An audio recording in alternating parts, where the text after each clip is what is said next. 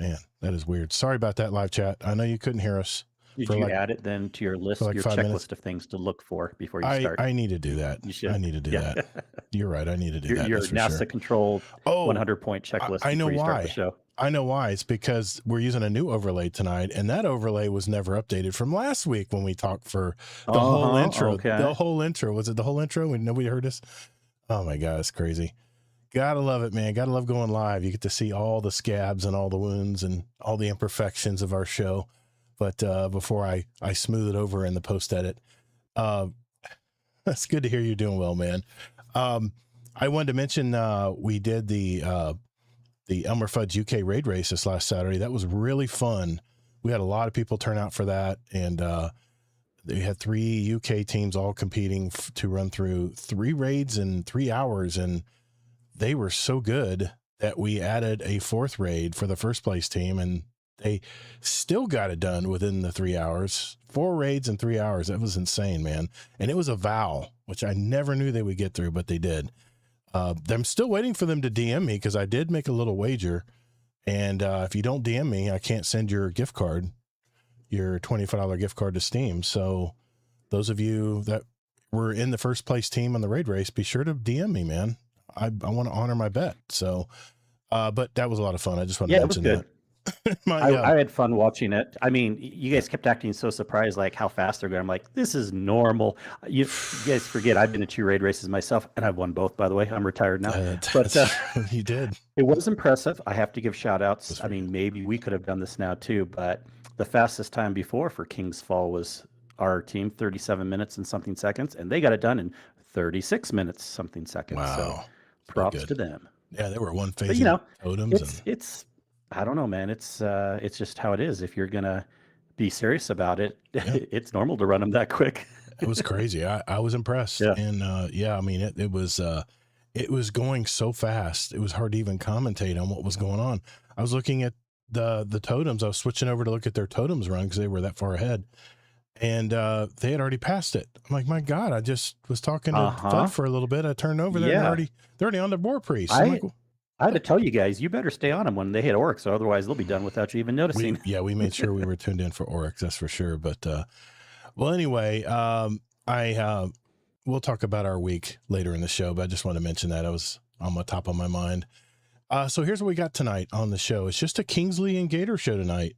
Every now and then we like to just kind of chill, sit back, and just, just the two of us, just shoot the shit. And just the two of us. I was gonna wait for you to do it because I was gonna sing it if you didn't. And we got some. What I'm gonna do tonight is first thing I'm gonna do is we're gonna just do like a fast fire news segment where we're gonna talk about some stuff that's crossed my feed. And I just want to mention them tonight. And Kingsley, of course, after I talk about them, if you want to comment on any of these, please do. I encourage that. And if you want to, by the way, send us a topic or an article or a video that you might want us to talk about on the show. There's a channel in our Discord server called Gaming Articles for Roundtable. And if you're not in our Discord, that's discord.gg/Guardian Down Roundtable, all one word. So be sure to join us there if you haven't already.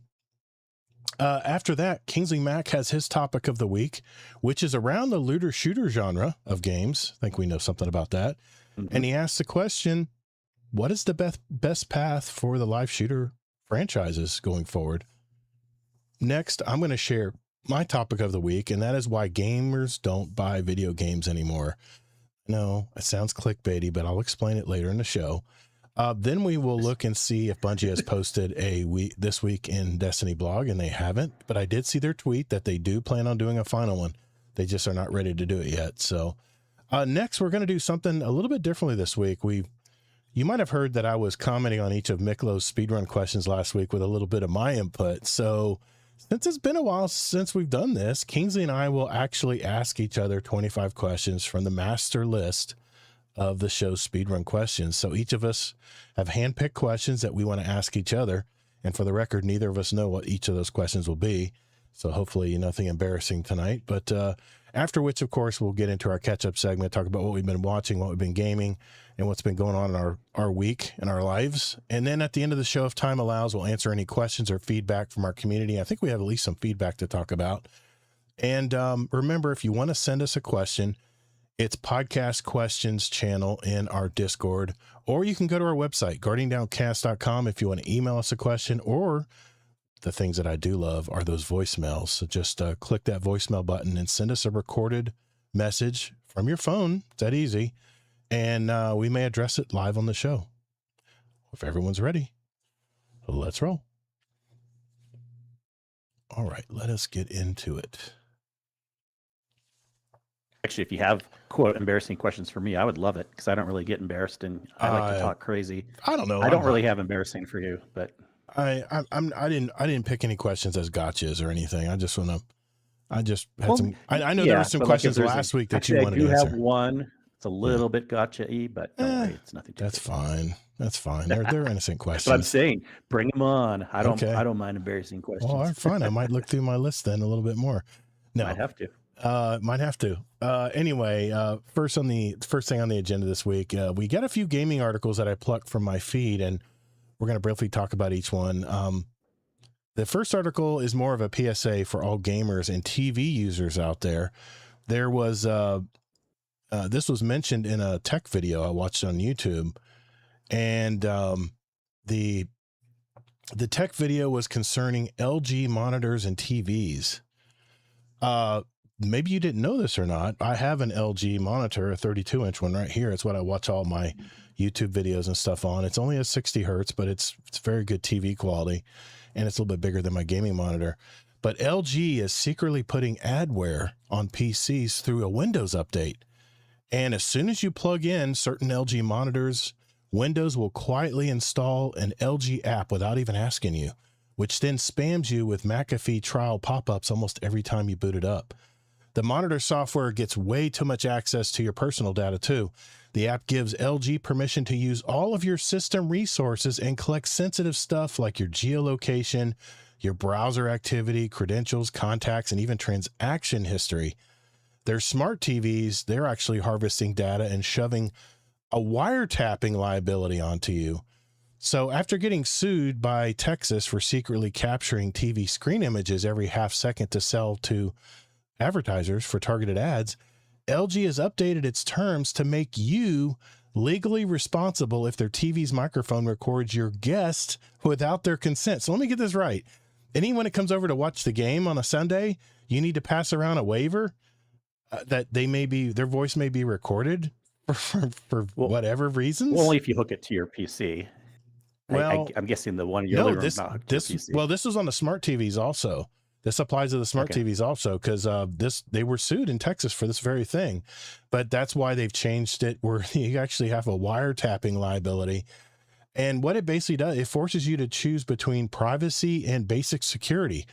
And LG explicitly warns that if you don't agree to these invasive new privacy terms, you're going to lose out on critical system and security updates, which is why the best move is just to disconnect your display from the internet entirely. And from what I've heard, they have been slashing their prices on some of these monitors that are affected. And I mean, like 50% off, like crazy price reductions from all the bad publicity they're getting. And this LG monitor that I use is an older one. It's like, I don't know, 5 years old, maybe older than that.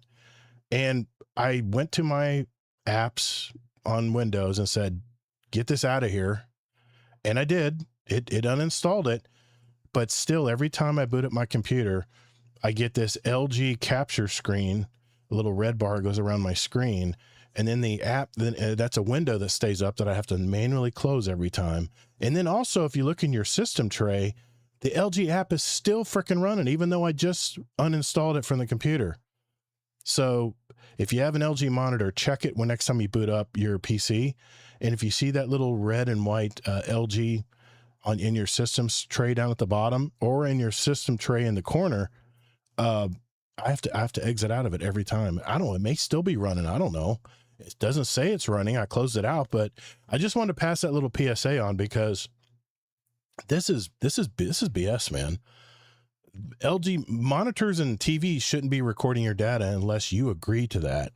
But I mean, you're the tech guy here, Kingsley. What's up with this, man? Is this something we're going to be dealing with down the road? People do agree with it without reading those little things real quick. Scroll through and click. Yeah. This isn't really new news. What's new is that the LG one is just doing it a little bit worse, but this has been going on for a while. Really?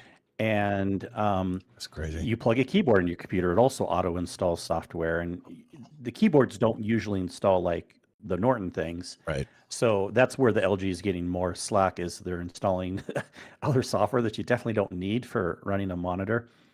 They're probably, the marketing side's like, we'll make them feel good by installing antivirus, but this type of shit doesn't happen on Apple. I'm telling you, man. Like, there's so many controls in place where they don't tolerate that crap. Yeah, and also we've said this before, I think, on the show, as far as the smart TV side of the equation, never ever buy a smart TV. Well, if that's the only option, that's fine, and then turn off the internet on it, and always plug in an Apple TV or a Roku. Or don't use the smart TV features. What's it called? A, they suck. Yeah. B, they're slow. C, they suck. D, they're slow. And E, they're going to spy on you. So it's always better having just a separate box plugged into your TV, like an Apple TV or Roku or an Amazon Fire Stick. Fire Stick. I just bought a 4K one for my smart TV. I have a Samsung, and I kept getting targeted ads every time I booted it up. I was like, what the hell's going on here? So, Yep. So it's always better just having your TV being a dumb TV. Yeah. Because they've been kind of spying on what you watch and stuff for a while now. It's not really new, but if you do a separate device, then at least you can know, like, give a loop. If the Apple TV's information starts getting out that they're spying on what you watch, then we'll hear about it. But right now, it's safer doing like generally a Fire Stick or an Apple TV plugged to your TV than doing the built-in apps.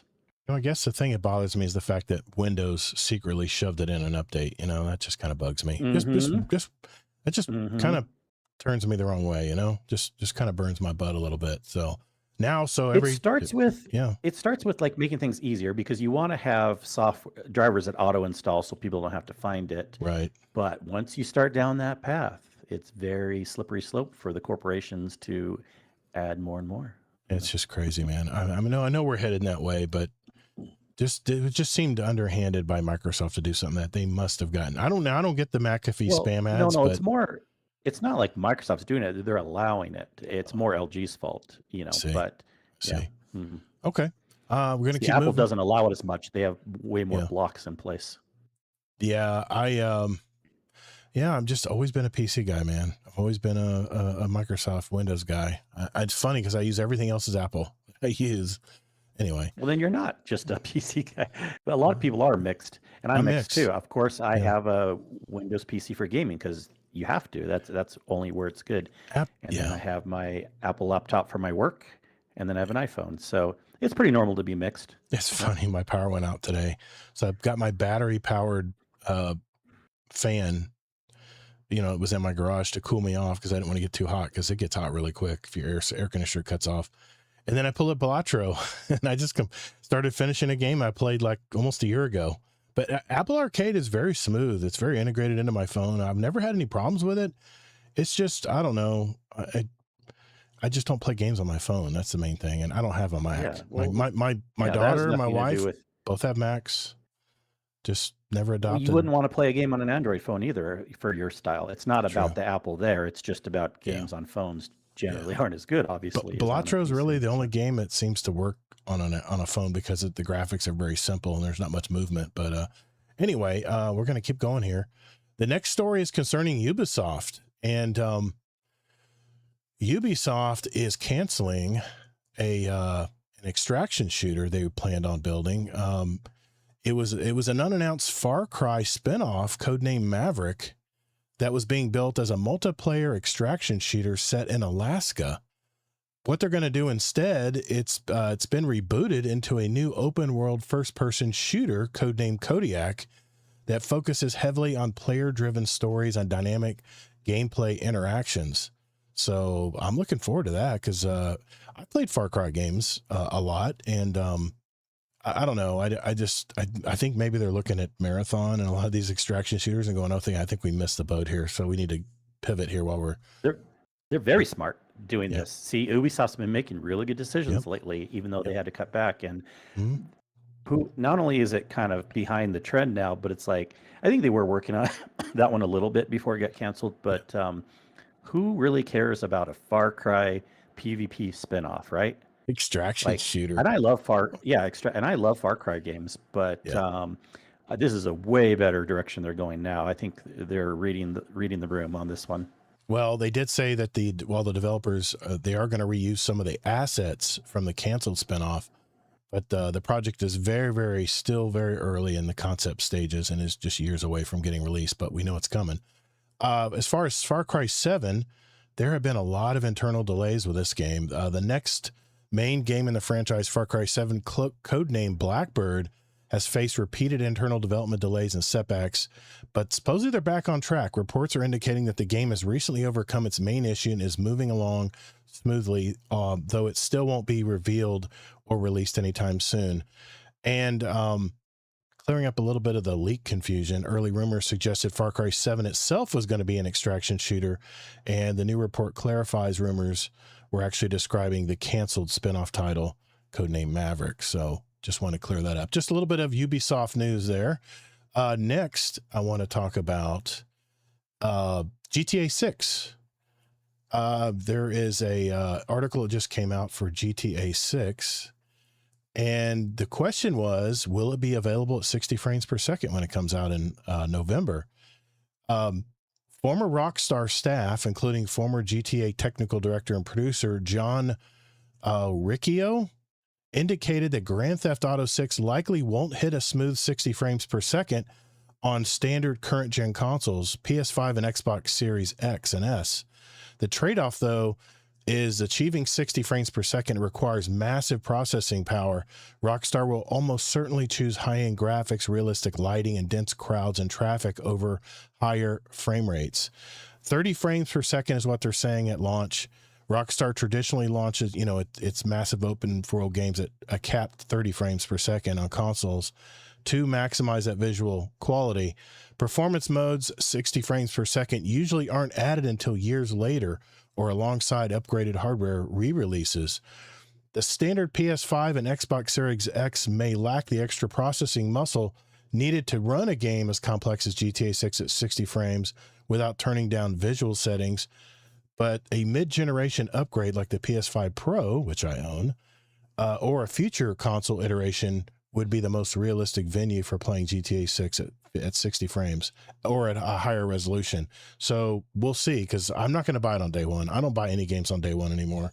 Even Destiny's no longer here, but I've decided I'm not buying anything on day one anymore. I'm going to at least listen to a couple people talk about the game. I want to see some gameplay footage. But you can know that a week ahead of time and still buy games on day one. Sometimes Well, that's going to tie in with. You don't need to go extreme one way or the other. Well, that's going to tie into my topic for the night. So I know, I bet you're going to be extreme with it. No, I won't. We'll table that for now. But I do want to. No, I want to say on the Rockstar thing. I knew this too. I didn't know that this was new news. But and it's not true that games don't usually come out with performance mode right away. I see so many games that come out with performance mode right away. Okay. Maybe they won't, but that's what people have to expect. Right. That's why I'm pissed that it's not going to be on PC for a while, because, and even if I had a PS5 Pro, my PC is still way better than that. So it's like, do I want to be playing GTA on like crappier performance? I don't know. It's like this is one of the first times I think in my adult life where I'm having to make a hard decision, where I've never played the other GTA games, so I can probably wait. I'm excited for it to check it out, but 12 years, man. But do I want to wait a year and a half before it comes out on PC? I don't know. I don't know, but maybe we'll see. I'm 90% sure I'm not going to buy it on day one. There's been I don't know, man, ever since this physical games thing with, with Sony right now, they're getting a lot of backlash because they're not offering a physical version of GTA 6. A lot of people are not happy about that, but they've already announced that long ago, but apparently it's tying in and people are piling on. And rumors that I'm hearing is that pre-orders are falling off because of that, but I don't see that really making any damn difference because it's GTA 6, No, right? yeah, that Yeah. won't affect the pre-orders that Yeah. alone. Because I swear I could have found some articles that have been going for a while that we knew Yeah. the 60 FPS thing was pretty much Yeah. hopeless, except for maybe a little bit on the PS5 Pro. And even then, this is how it usually works. Even like on the PS5 Pro and other Upscaled. places, yeah, it'll be upscaled, but also it's not guaranteed to be 60 all the time. It's not going to be guaranteed to be high resolution all the time. They keep it at 60, and then it's a variable refresh rate, so that sometimes it'll be the true 4K, other times it'll be upscaled or whatever. So like that's what a lot of games do right now. How I'm playing Black Flag. I don't have to do this on my PC, but I'm testing. It's kind of fun, and I do 60 FPS fluid, which means that sometimes it's like higher resolution. Other times when I'm in a city with more people, it gets slightly less resolution, but it's always at 60, which I kind of prefer actually.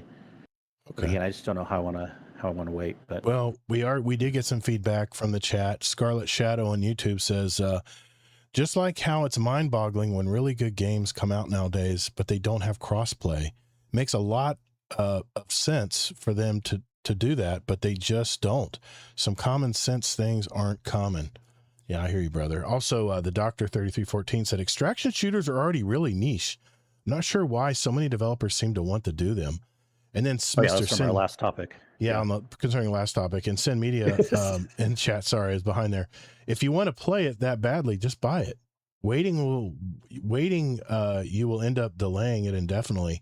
PC has been that may be digital Sin, forever but long that's now. not everyone. Yeah. Well, remember, I GTA wouldn't 6 be will delaying not it be available. indefinitely. GTA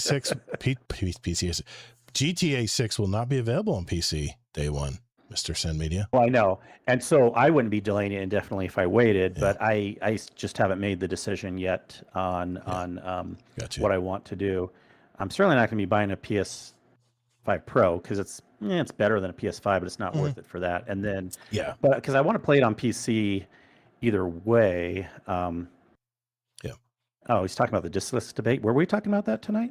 I don't know. Oh, no, we talked about that last week, Sin, but anyways, I got confused. Well, sorry.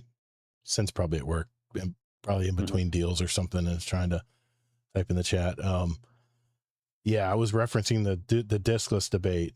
That was Todd when he said pre-orders fell off. Oh, you're I home thought you tonight. said the Nice, pre-orders man. were falling off because of the 60 frame thing. Oh, okay. I got Were you saying it for the diskless thing? I see.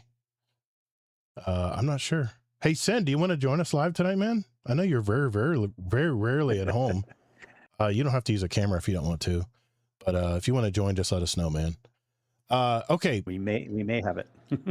Moving on. I know we just don't see Sin at night very often. It's very rare to catch him. And I know we've asked him to be on our show several times. Yeah.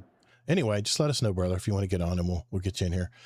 The next story, actually the next two stories are relating to artificial intelligence. Users are using AI coding tools like Claude are recreating game mechanics in a matter of hours or days simply by feeding in prompts based on short clips shared online. Cloners are publishing these AI-generated copies on app stores and PC console storefronts before the original indie developers can even finish or launch their own games. It's just instant game cloning with artificial intelligence. It's crazy, man. Indie developer Freya Holmer posted a viral 50-second prototype clip of a game idea, Tetris, but the board rotates when you place blocks. Within days, another developer used AI prompts to build a clone called Rotris and published it, admitting he cared very little about the game itself and felt no ethical hesitation about copying her idea. That's insane, man. Beyond the lone individuals, multi-million-dollar knockoff studios such as Midnight Works are using generative AI at every stage, from 3D models and code to UI, screenshots, and promo banners to churn out dozens of cheap knockoff games in a few months. These operations explicitly name and design their clones to confuse players into buying the cheap, low-quality knockoffs instead of waiting for the real game.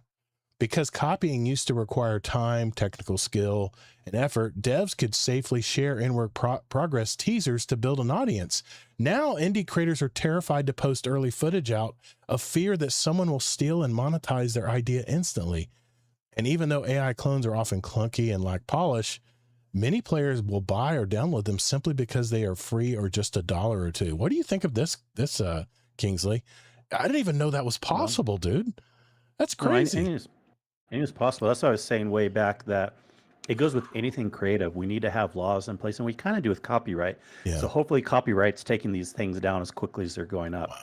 Because if That's the people making the game didn't copyright, then they're kind of being then they're silly. screwed. Yeah. But if they did, Wow. then That's maybe they nuts. have some recourse. I mean, um, I don't know. It happens with art too, with That's true. people have an original creation, Yeah. and then AI will make an iteration on it. Yep.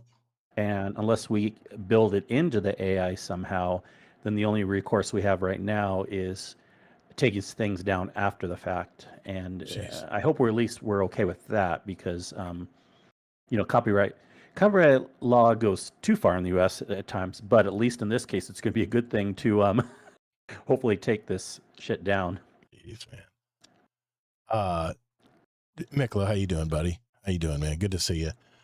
Deo Infamous. Thank you, man, for the follow, by the way, on Twitch. Speaking of generative AI, I have another story for you, Kingsley. I got to be careful not to cross the sins. There is a story now. There's a report from Japan's online gaming association called JOGA found that every single surveyed Japanese online game developer is currently using generative AI. Google's Gemini is the most popular tool, used by 94%, followed by Anthropic's Claude at 84% and Microsoft's GitHub Copilot at 76%. Developers are mainly using AI for analyzing player preferences and predicting user behavior rather than relying on it to create art or music assets. Major studios like Capcom and Sony emphasize that human creators still lead the core artistic process, using generative AI models to streamline back-end work and data analysis. Players surveyed expressed major concerns about copyright infringement and worried that heavy AI use would lead to games feeling generic or overly similar to one another. Studios in Japan and South Korea are rapidly integrating AI into their workflows, while Western developers and players show far more resistance. Western gamers regularly protest AI inclusion, and many studios publicly refuse to use generative AI tools. The general purpose AI tools like Claude and Gemini remain expensive to run and are heavily subsidized. As AI providers come under pressure to turn a profit and prices increase, it remains to be seen whether Japanese developers will continue using these tools as heavily once the financial costs go up. So that was very surprising to me, man. But it came across in my Google feed, and yeah, man, what do you think of that? 100% Yeah. of the So East. on doing the research and coming up with ideas, Mm-hmm. that and coding are the two best ways to use AI, in my opinion, because Okay. it is true, if you use AI too much, it'll come out with similar slop that other things have. And you definitely don't want to use it for the creative stuff, because that's just rude and taking away jobs from people, and Yeah. it won't be as humanistic if they're doing the creative side of it. Wow. But for doing the research and for doing the coding, yeah, of course that's good. Yeah. And then when you say like the Western's been doing it more, but not the US as much, here's an Well, interesting thing too, just as a side point. Mhm. The bubble is starting to pop a little Think bit. so? Definitely. Okay.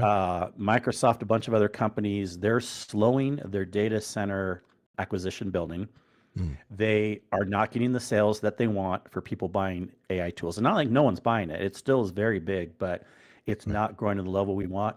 And some RAM prices are already starting to come down just a little teeny bit. Oh man, So that's good news. if I hope it'll Yeah. be by late this year, early next year, where before we were looking like 2028. Okay. All right. Um, I didn't need more reasons to hate AI, but now I do. The Doctor 3314. I believe the word you're looking for is soulless, Kingsley. There's been major backlash for any companies that are See, leaning too heavily on AI. but see, that's the thing. The AI is too generic of a thing just to say on its Yeah. own. Yeah. Like if you were to say, I'm going to buy a car, well, what kind of car? Like you could have cars that are sports cars. You could have, which by the way, we have a guest here now. Wilkinson. Hello. How you doing, Sen? You definitely piqued my interest when you said cars. Yeah, 'Cause yeah. We've had a few customers, Really? because you're speaking about AI. We've actually had customers literally have Chat GPT on their phone trying to buy a car, What? and you ask them a question, and they delay their response until they can type it into Chat GPT. Oh my Like, God. come on, guys, just let's have a Well, conversation. yeah, that's We'll be that's a okay. little absurd too, right? But Oh yeah, what I my was gonna say is God. like AI can be good for things, like, but for building a video game, you don't want it to do the creative. You don't want it to do Wow. the feel of the game. At best, you want it to do the behind the scenes coding, engine stuff, and research. That's what it's best for. That's just crazy. That's just nuts. I got a couple more stories here with a bonus last one here. It just made me laugh. Hasbro, if we haven't talked about everybody yet, Hasbro is having some problems right now. They reported a 56 million non-cash impairment charge. Boy, that sounds familiar, right? Sony just did that with Bungie. The financial write-down stems from the cancellation of several lower conviction video games. These unannounced projects were initially scheduled for release in 2028 and beyond. The strategic shift highlights a pivot in Hasbro's digital gaming approach as it scales back internally funded broad genre productions. The trading card and role-playing is what they're going to be focusing on. CEO Chris Cox stated that Hasbro will strictly focus on its internal digital investments on trading card games and RPGs. Genres outside this core area, such as early concept action, adventure, and strategy titles, were axed. Moving forward, Hasbro plans to rely on over 1,000 external co-publishing partners for those external genres to mitigate downside financial risk.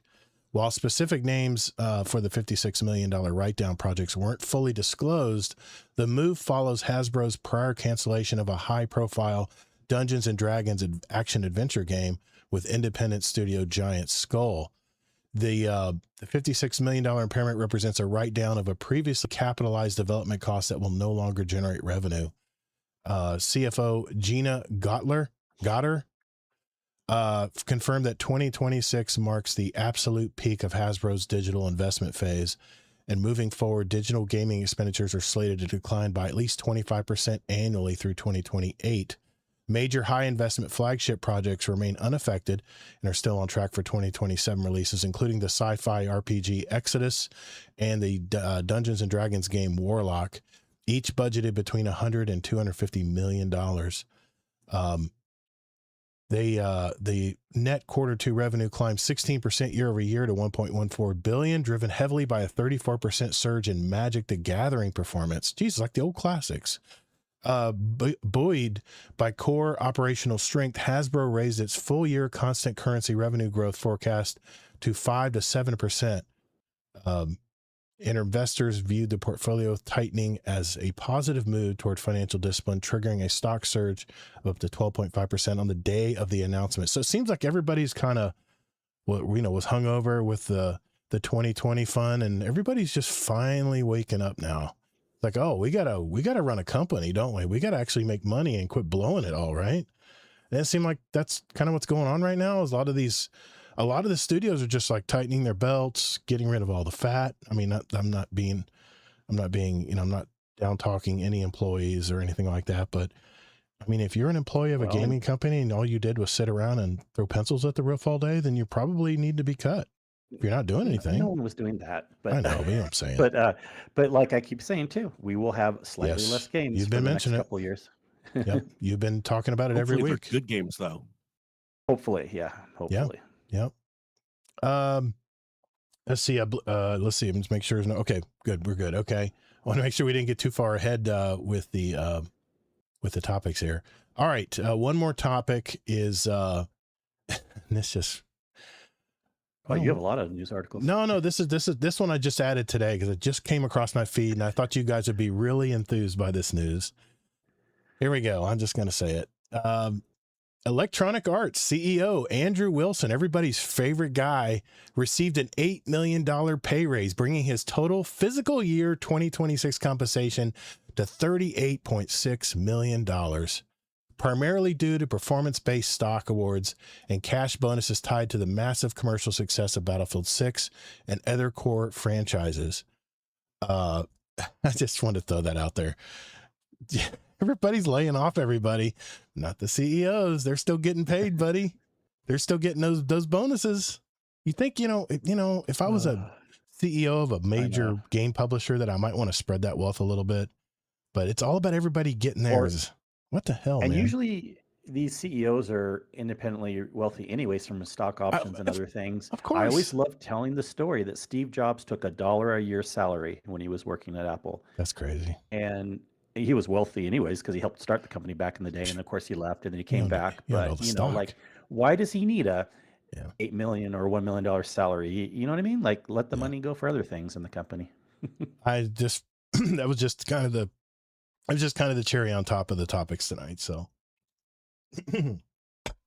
All right. I gotta quit. And you know what? I'm really glad we have Sin tonight because you usually have to work or you're not available Thursday night. So I'm really glad this worked out. We got you a little late after the show started, but glad to have you here, man. Yeah, man. Yeah, I left work a little early, and when I got home, I was eating my Taco Bell, and I was like, you know what? Let me just pop on and listen to what you all were doing. And you had asked at the right time. I was just finishing that last bite. Nice. Well, I'm glad you're before on the you show took tonight, off man. your pants and went to bed. Right. Exactly. I was still dressed. Nice. All right. Awesome. Kingsley's topic is next. We'll be right back. No, what I want to do, I wanted to go ahead and see if I can pull up this next. I want to make sure we got Sin's on the. Do you have like an intro with Sin too, or are you good just figuring this out on the fly? I'm just going on the fly here, but I'll figure it out here. I'll put up a new overlay and we'll get Sin's.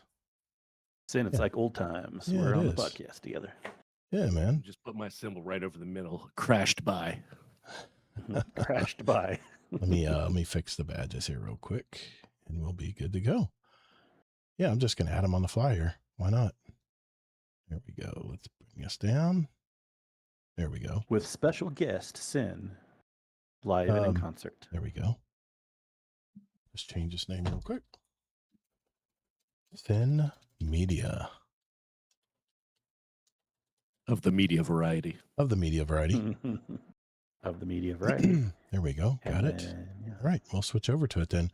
Oh, let me make sure the episode number is right. Episode number. This is a different overlay. I want to make sure it transfers over. And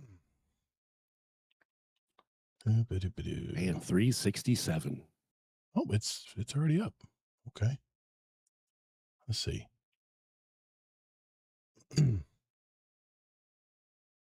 Wait a minute. And I'm going to also add, don't worry, this won't mess up the stage, but on the stage topic, should I add Sin also on the beginning or end? What's that? Oh, yeah, sure. You can add that. Matter. Yeah. Don't matter. Sure, man. I'm just here. I'm just going to, let me turn on the camera and see if it pops up. Just see if it I'm hoping it'll just perfectly pop right in. Changed it. The number. Sorry, this is a surprise guest. I didn't expect Sin to be here tonight, but I'm glad. I'm happy. We got another person to talk with tonight. Okay. I'm also going to put something in the general chat. Don't worry, I'm not going to add everyone, but I'm going to. Yeah, that's fine. Crashing the party. And sometimes raid teams, because I have that power to enter voice chat. There we go. Let's get add this. Put this nameplate in here. That's what I'll make it look professional. That's all. Here we go. Yes, Kate, causing trouble.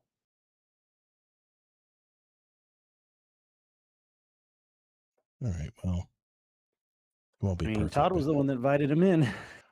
Yeah. So why not? Can't blame it on Sin. Sin. I mean, we hardly ever get. We've asked Sin to be on several times, and he just isn't available. He's always working. So I figured, he can sit in and give us his comments like the chat does.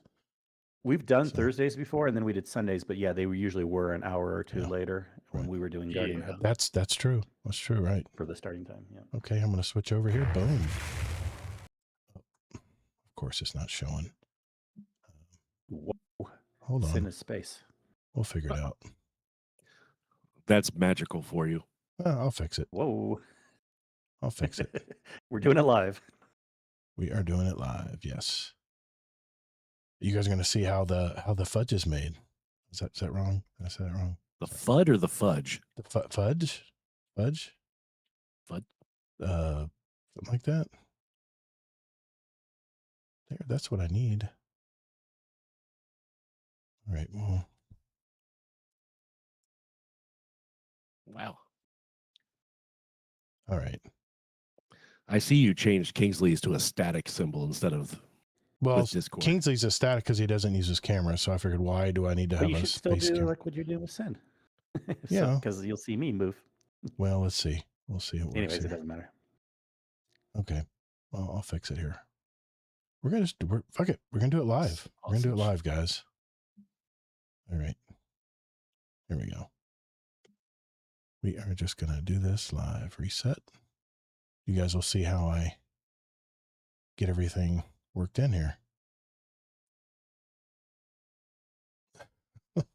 Why is that so large? I'm working on it, man. I'm working on it. All right. Let's see here. There we go. We just need to reset. Man, Kingsley's got all the chats open just like I do. Yeah, go. of course I do. There we go. Todd He has to open up the chat on his phone. No, I got this. We got this. Alt.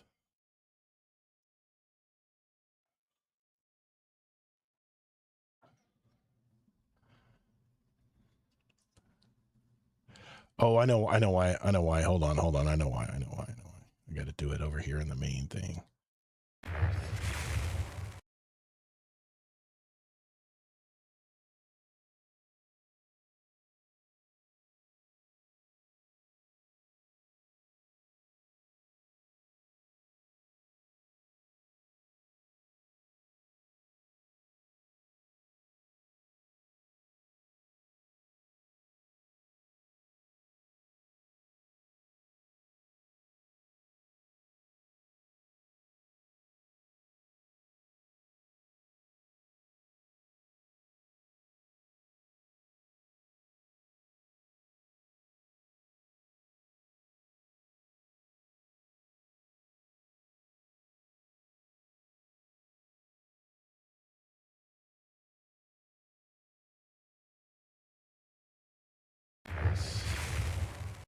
And we will go with this.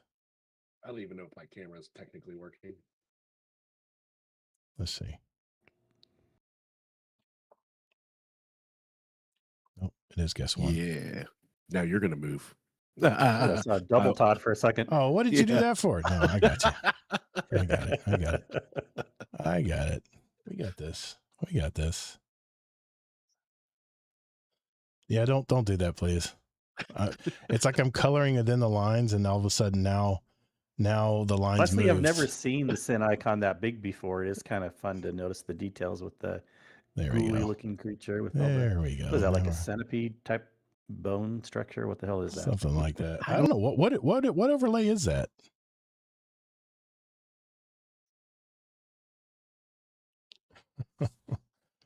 See, I told you. Take just a few seconds, guys. Piece of cake. Okay. Yeah, sorry about that. We got to figure it out. I'm sorry, this is bothering me. I got to just fix this real quick. No, I have to align this. My ADHD will go insane if I don't have it lined up. There we go. Yeah, I understand, but it still bothers me. There we go. Nice and clean. Presto, you never saw anything. We're good. Okay. Let's get in. All right, I'll start the recording. Here we go. You ready, Kingsley? All right, here we go. 3, 2. All right, next it is Kingsley Mack with his topic for the week. I will give you the talking stick there, Kingsley, and we'll go from there. What's your topic this week, man? Thank you for the talking stick. All right. My topic this week was something I find very interesting. It's all kind of obvious stuff to me, but maybe everyone still hasn't put 2 and 2 together yet, or whatever, and know about the other games that are or played the other games that are very popular in the looter shooter genre. This video originally came out from a streamer called Rogue Gold, which I love over on the Division side. He is my favorite streamer over there. Nice.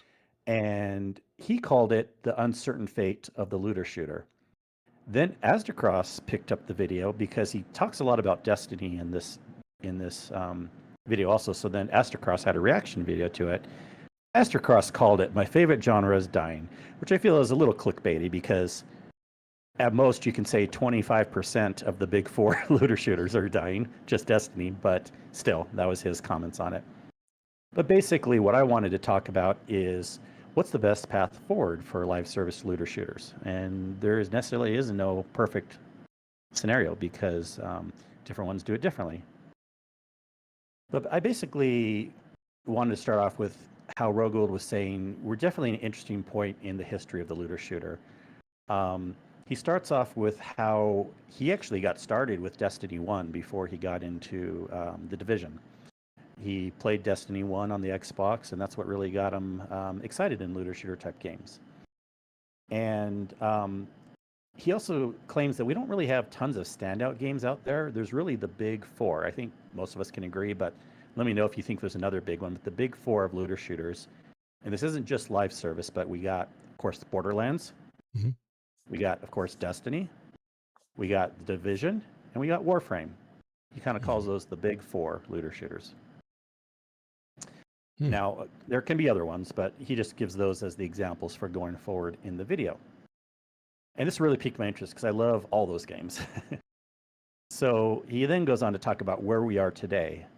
Borderlands, of course, as we know, is on Borderlands 4. They've been doing pretty good. You know, not everyone absolutely loves all their games, but they keep pumping out new games and generally have pretty big reception. They have the spin-off games, Tiny Tina's, all that stuff.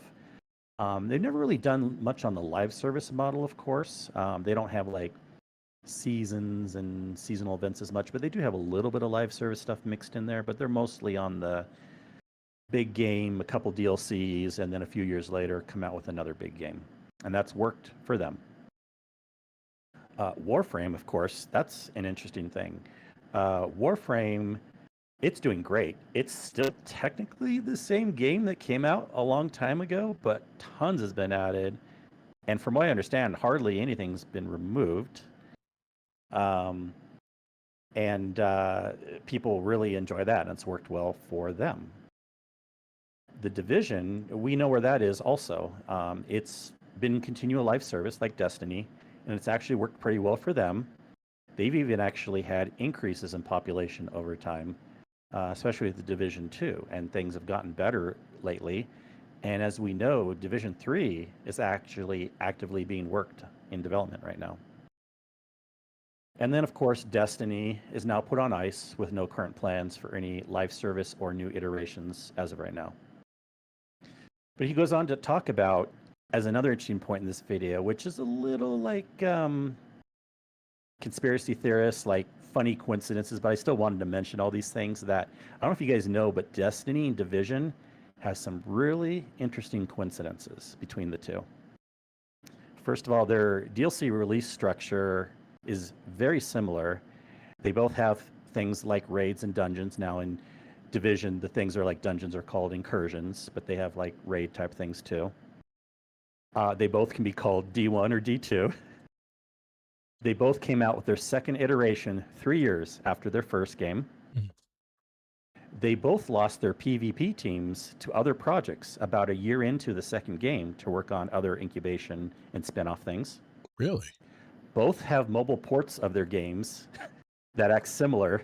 That's true. And they feel similar if you play them. And they both start with an R, Destiny Rising and The Division Resurgence. Oh my God. So I just wanted to have that little fun. That is crazy. Spin-off. Yeah. Yeah, I don't know if you guys realized how many coincidences I there didn't were realize there. that. Yeah. But then Astrocross went on to say how The Division's really a game that he finds most similar to Destiny as far as looter shooter vibes. Yeah. Of course, you know, Destiny is space operatic and Division's real world gritty post-apocalyptic, but as far as like weapons, upgrading things, just the feel of it and everything. And I really agree, because when I popped into The Division, I really enjoyed playing that game. Yeah. Having a similar feel. Now, Rogue Gold says, however, that whenever he hears discussions on what people want to be done in both the games, they're very similar too between the Division and Destiny. A lot of people have been saying in Division, we want a Division 3, and they are making it. A lot of people have been saying we want a Destiny 3, you know. He admits that even just a little while ago, not everyone felt that way. Of course, we know that too. Like, yeah, a lot of people don't like the idea of starting over, right? That was one of the biggest reasons why we say we don't need a Destiny 3, because we don't want to lose our stuff. We don't want to start over, yada, yada, yada. But then he gives, you know, all the reasons why he thinks it's generally a good idea that you need to have a new version of the game from time to time. And these are things I've been saying for years. Certain point, the biggest thing is tech debt. One of the biggest reasons to have a new game. Now, again, Warframe is making it work, but generally, I'm sure people on that side too could say, some people could at least say like, oh yeah, there's things that'd be better if we made a new Warframe game to get rid of the tech debt. But we really feel it with Destiny and with Division and stuff. And by having a new game, we would hopefully have a better engine and get rid of all this tech debt stuff. He says that he thinks like at a certain point, you just have to have another game. I mean, we had Destiny 1, Division 1 for 3 years, and then we had the other games for about 8 years. And then, you know, and then it's time to kind of make another game and move on. I mean, whether it's the engine, the spaghetti code, or whatever, there's just so many reasons to create a new game. Also, a progression reset. How many people have I heard, and it's not just the final shape thing, but I've talked to tons of people that said, well, I just don't want to like, and yes, now it's on ice, so they feel more of a reason to come back. But before, and even some now, like a lot of people won't come back unless they make a Destiny 3. If you make a Destiny 3, everyone can start from scratch at the same time. We're all exploring things at the same time. We're all earning weapons at the same time. I know tons of people that said they would come back if we had a new game.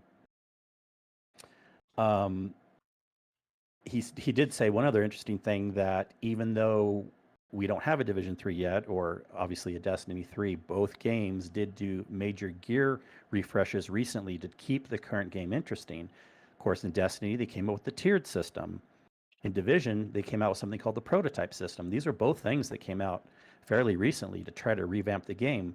But wouldn't both of these things have been better to just wait for the next game? Imagine again if we had Final Shape and then we had a pause, and then we got the tier system with Destiny 3. Now, of course, everyone's saying, oh, no, I'm glad we have it now. And I get that too. But like if they could have had a plan where we had these new weapon systems in a new game, it would just make so much sense. But one of the biggest reasons why people want a new game is that sense of exploration again, right? It's a whole new game. Like, no matter what you do with seasonal stuff and you try to switch up and make new activities and stuff, there's nothing like having a brand new game where you're exploring all these new worlds, you're seeing the maps, you're playing all these new things. And that's what I felt for so long too. Like once Division 3 comes out, or if we had a Destiny 3, it's going to be so fun to pop in these new worlds again. So he's really hopeful with Division 3 because the devs have mentioned how Division 3 should be as meaningful as when Division 1 first came out. They're planning on making quite a bit of fun exploration and new systems that will really make it so people will come back. And he's also hopes that there will be more games to come out in this genre, but it seems very unlikely right now for anything to get as close as Destiny, Division, Warframe, or Borderlands. I mean, we admit, like, unless this Cube game or something, how likely is it that another game is going to match these big juggernauts? He's very heartbroken about the Destiny news. I mean, this is one of the coolest things, too, I've seen from so many people, from the Division community, the Warframe community, all these other people that love games that are similar to Destiny, that they see this happening with Destiny, and they're like, well, we hope it doesn't happen with us, and we know it can. And so there's been so many great support from other game people out there because they see potentially it could. And the question is, what are the best plans to go forward with that?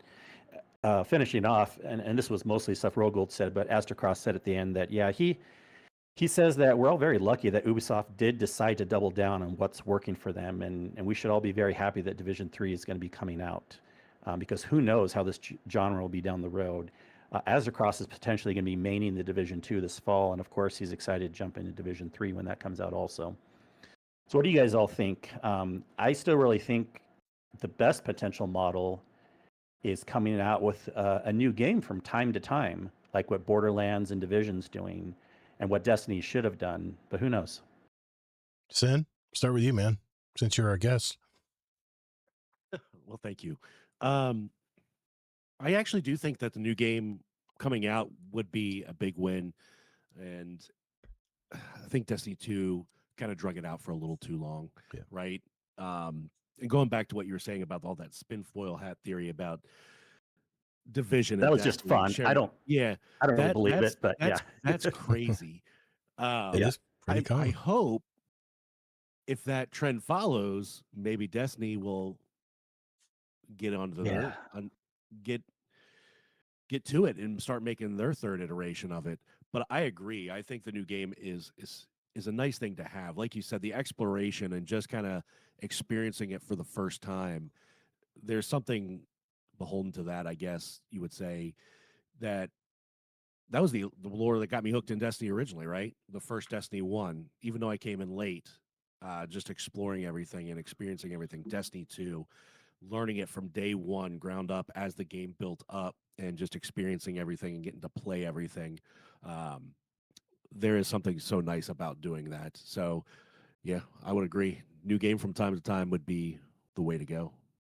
And you've played the Division some, you've played Borderlands some. Have you played Warframe at all? I'm trying to remember. I played minutes here and there, and I never got really hooked on the gameplay or the style of it for some reason. Then it's okay. There's nothing against it that I have. It didn't hook me personally. Sure. But yeah, I mean, it's interesting how all these games can kind of compare to each other. Yeah, what do you think, Todd? I'm amazed of the comparisons. I didn't even realize that until you mentioned it tonight. That is insane that they use pretty much the same pattern. Couple things I want to mention. Thanks for your story. One, the hardest, I don't think that the biggest thing that wore me down with Destiny is the seasonal activities. Just, I played them 2 or 3 times and I was like, yeah, I've kind of done this already. I want to do something else different. I need something different. And I just never felt that. And that's why I really never did much of the seasonal activities. Yeah, the loot, I would, if the loot was good enough, it was a pulse rifle or something I really wanted, then I would just put my head down and grind to get it done. But I don't think we're in the same gaming time, today that was around in 2014 and 2017 when the Destinies were made. I think the environment's much more volatile than back when they made the original Destiny games. And the problem with live service looter shooter games is it is such a treadmill for these developers to have to create something every 90 days, for the seasonal content.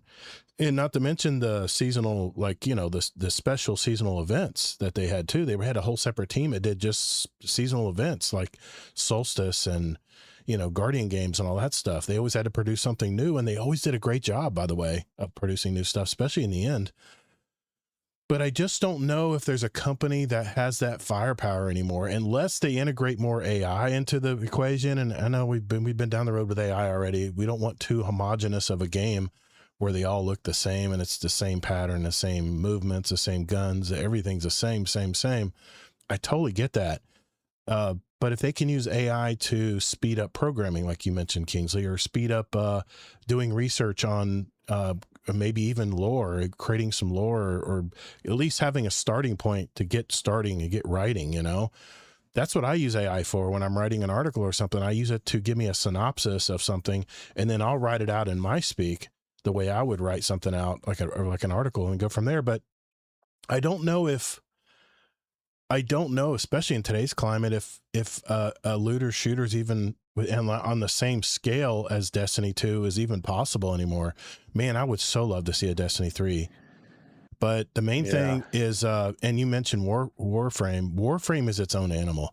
And Warframe It is kind we of have a comment from Kate. Not Yeah. everyone agrees it's a looter shooter, but it Yeah. is similar enough as far as like Yeah. kind of like you're going after things. And there's a lot of crossover for people that like these games. That's kind of probably why he lumped it and I Yeah. lumped it together. You But want to yeah. answer? You want to answer Cato's question there?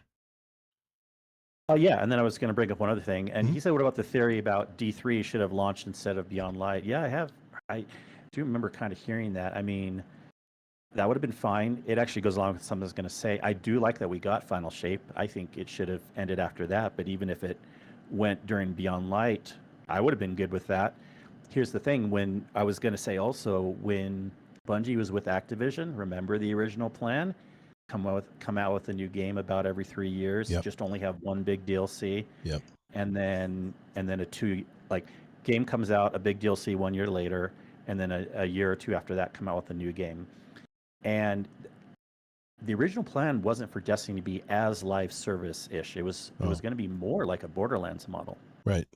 Now, we can have revisionist history and say, well, would that have been better or not? But like, I don't know, man. If we were like Destiny 4 by now, Destiny 3, something like that, we could be in a good situation. I was just going to ask you that. Who knows? I was going to ask you Yeah. if they went that model, if Activision really, put the gas on, put the foot on the gas pedal and said, no, you guys need to produce a game every 2 years like Battlefield does. I wonder if they would be in this spot right now. 2 years is a little quick, maybe like a 3 year-ish, but okay, every 3 years with maybe a major. That's what Borderlands does. Yeah, they have like a major DLC, and then they're pretty much on to the next game, right? I think they put one DLC out, or maybe every few years. Yeah, and then 3 years can lead to 4 years, but still kind of like that 3 to 4 year max with a big DLC in the middle, and then I think that's a good model. Yeah, I mean, I would be curious if Bungie wasn't so independent, if they were, had to do what Activision said back then when they were basically run by them. They were the publisher for Destiny games. I just wonder where they would be today, because I know we as players would complain that the DLC, they didn't have enough DLC and that it was too formulaic. Maybe it was made maybe too Call of Duty-ish, kind of the same maps and Crucible and stuff, but maybe a little twist here and there. But I don't know, man. I guess, hindsight's 2020, but I think this is what I hope. I'm not gonna tell you what I think. This is my copium speaking. This is what I really hope is going to happen in the future. I think right now, there's a little bit of fatigue around looter shooters. I think, and if you look at be ready to drink, Be just for you. if you look you look at Arc Raiders, Arc Raiders to me is a looter shooter. I'm shooting enemies, arc enemies, and I'm looking through cabinets looking for something, and boom, there's that blueprint I've been looking for. Now I can make it on demand.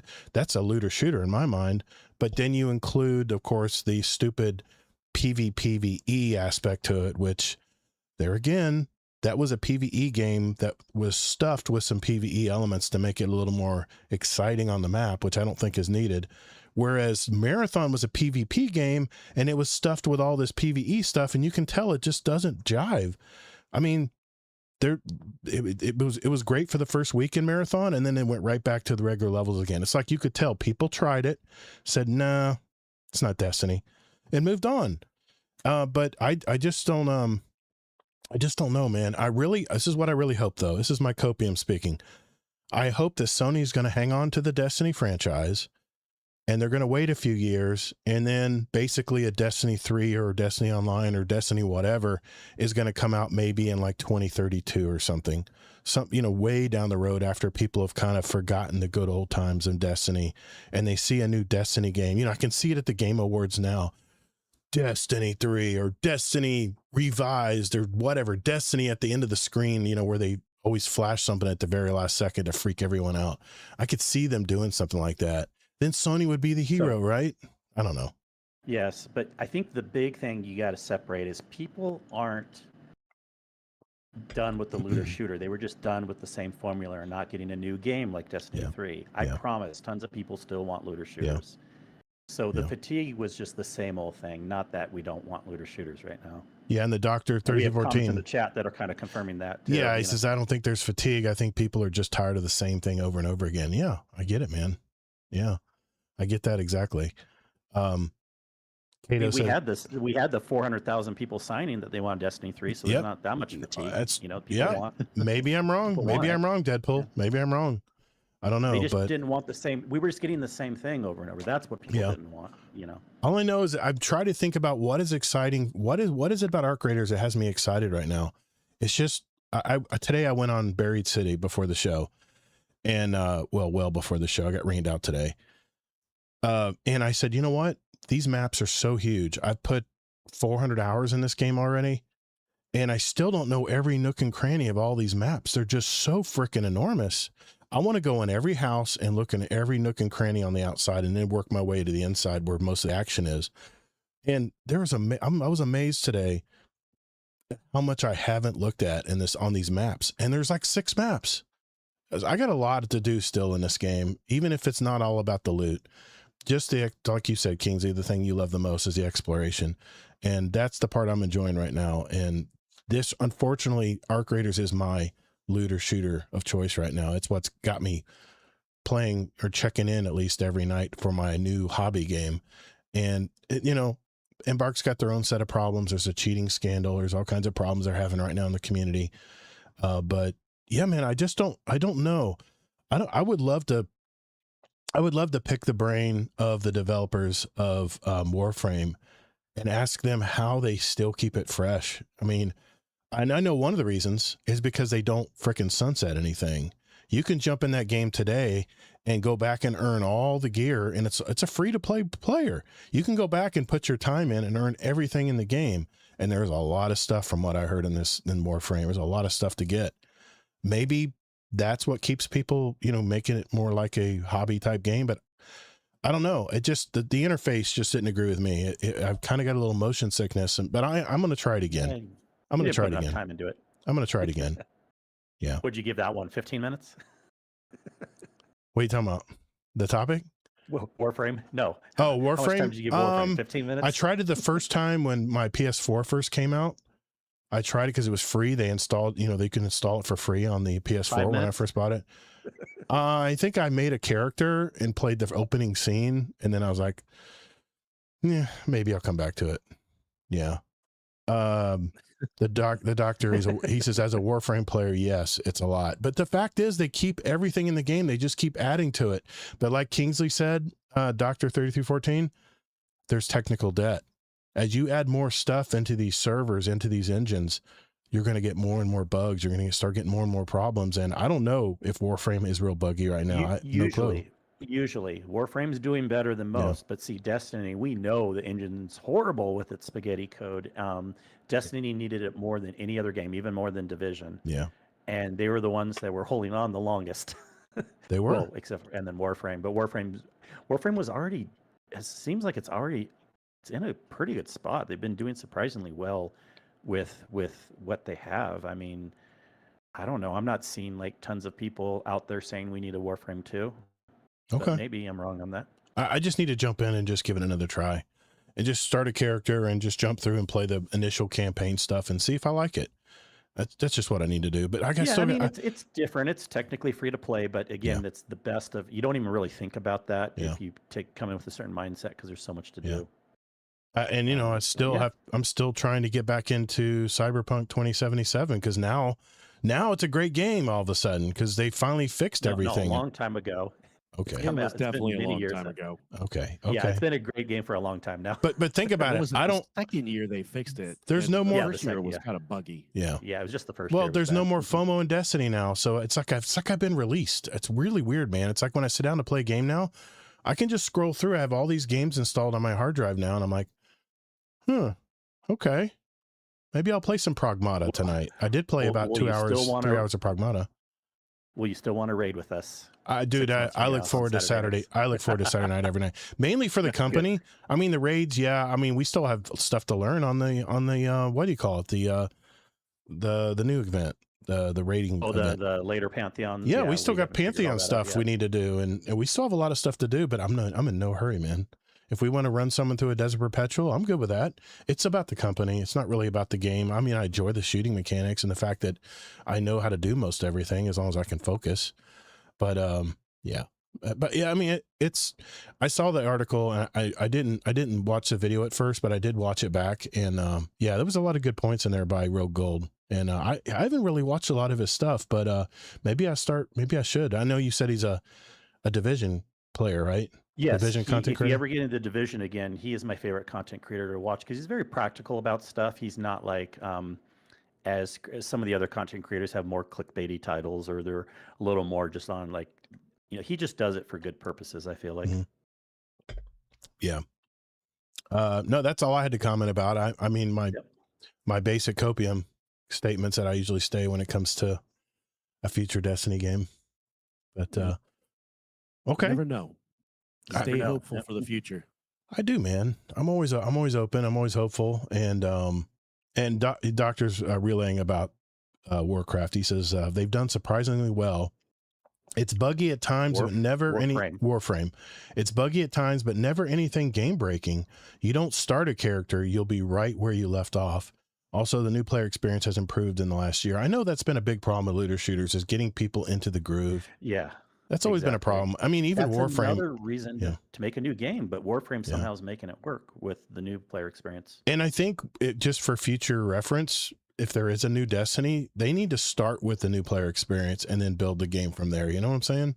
They need to have the new player experience in mind, because the only way a live service game grows is from an influx of new players who want to try it. And if they jump into a game and they're just confused as hell, they're just going to go play what they normally play. It's hard enough to get people to break out of their normal games, So when they do finally decide, oh, my friends are playing this, so let me go ahead and jump in here and try it because my friends say it's good, and you jump in and you're like, but what is, you know what? I'm going to go back and play Call of Duty. I'm just going to play what I'm comfortable playing. Sound clip. Nobody clipped that. No, don't even clip it. But yeah, it does teach you the basics, he says. Yeah. So, okay. Well, it's a good topic. Good topic, Kingsley. Thank you for coming up with that this week. And we're going to move on to my topic next. We got a lot more coming though, guys. We got a lot more stuff in the show coming up, and we'll do that right after this. Hey, Kingsley, I just want to let you know, you had a lot of background noise in your mic. I don't know if you're near a furnace or something, or maybe you're using a different mic tonight. Every time you talked, it was like, it was like the old days of, did you move, Sen? Me? Did you mute? Move to? Did you mute or something? Why the heck is it? Nope.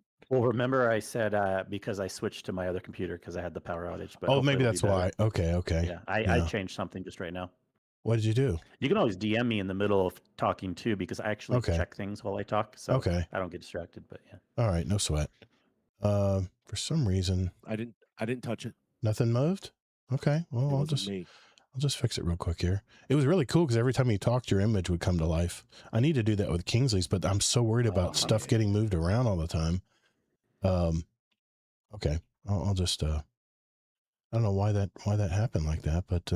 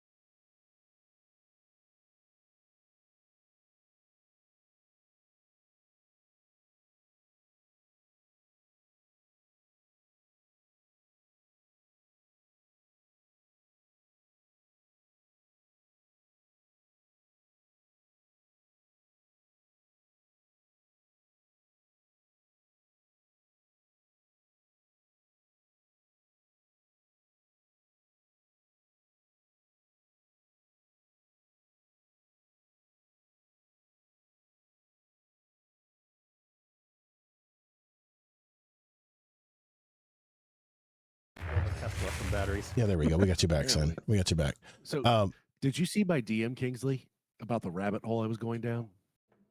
Yeah, I've already talked to you about it a little bit. Yeah, but okay. Yeah, you probably did, but I saw a video and it sparked my interest again. Building a home server, Todd. Oh, my son's working on that for me. I'm at the beginning stages. You have to do it in stages. It's a lot, but yeah, man. Are you in stages? Well, I mean, as we can afford it, and as he has time to help me put it together. But yeah, I've already got a hub. I already got a hub in the wall.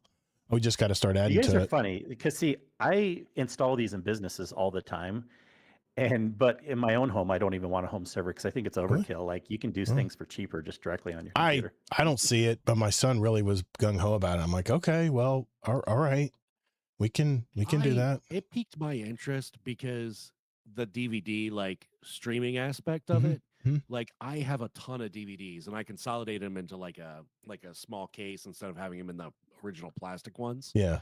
And I would love to get rid of those, but because I know that some of them you can't always find on streaming. So to convert them all and just have them Yeah. like at a quick access on any of the devices in the house, Mhm. that to me would be cool.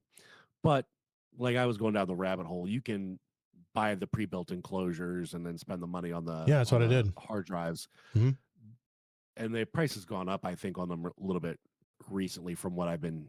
It's Hard like drives are a lot more yeah, expensive it's these like days. it's like a plastic box that goes in your wall. You cut a hole for it, and it has You don't even need to breathing put it holes in and your stuff. wall. It doesn't need to go in It's your a wall. small computer. That's know, all it is. I It's a know, small but computer. my son wanted to. I don't know. He was shooting for the moon, I guess. I don't know, but we're not even done with it. But he wanted to. He's really into that. He's trying to make his own You too. should have saved that money to buy a second PC, Todd.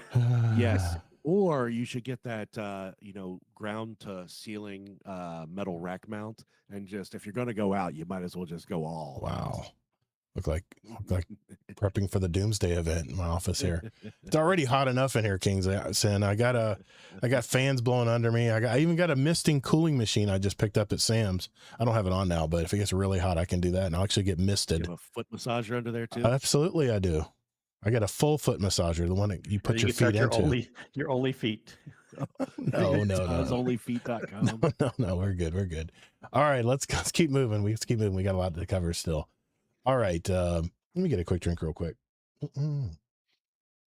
While we wait, and hydrate.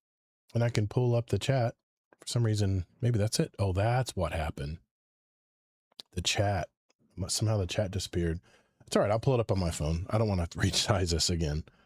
And that way I can keep talking to everybody in the live chat. Yeah, because we just got a lot of different arms reaching out here. We'll get it squared away. But yeah, my son got me on that. Reaching around you.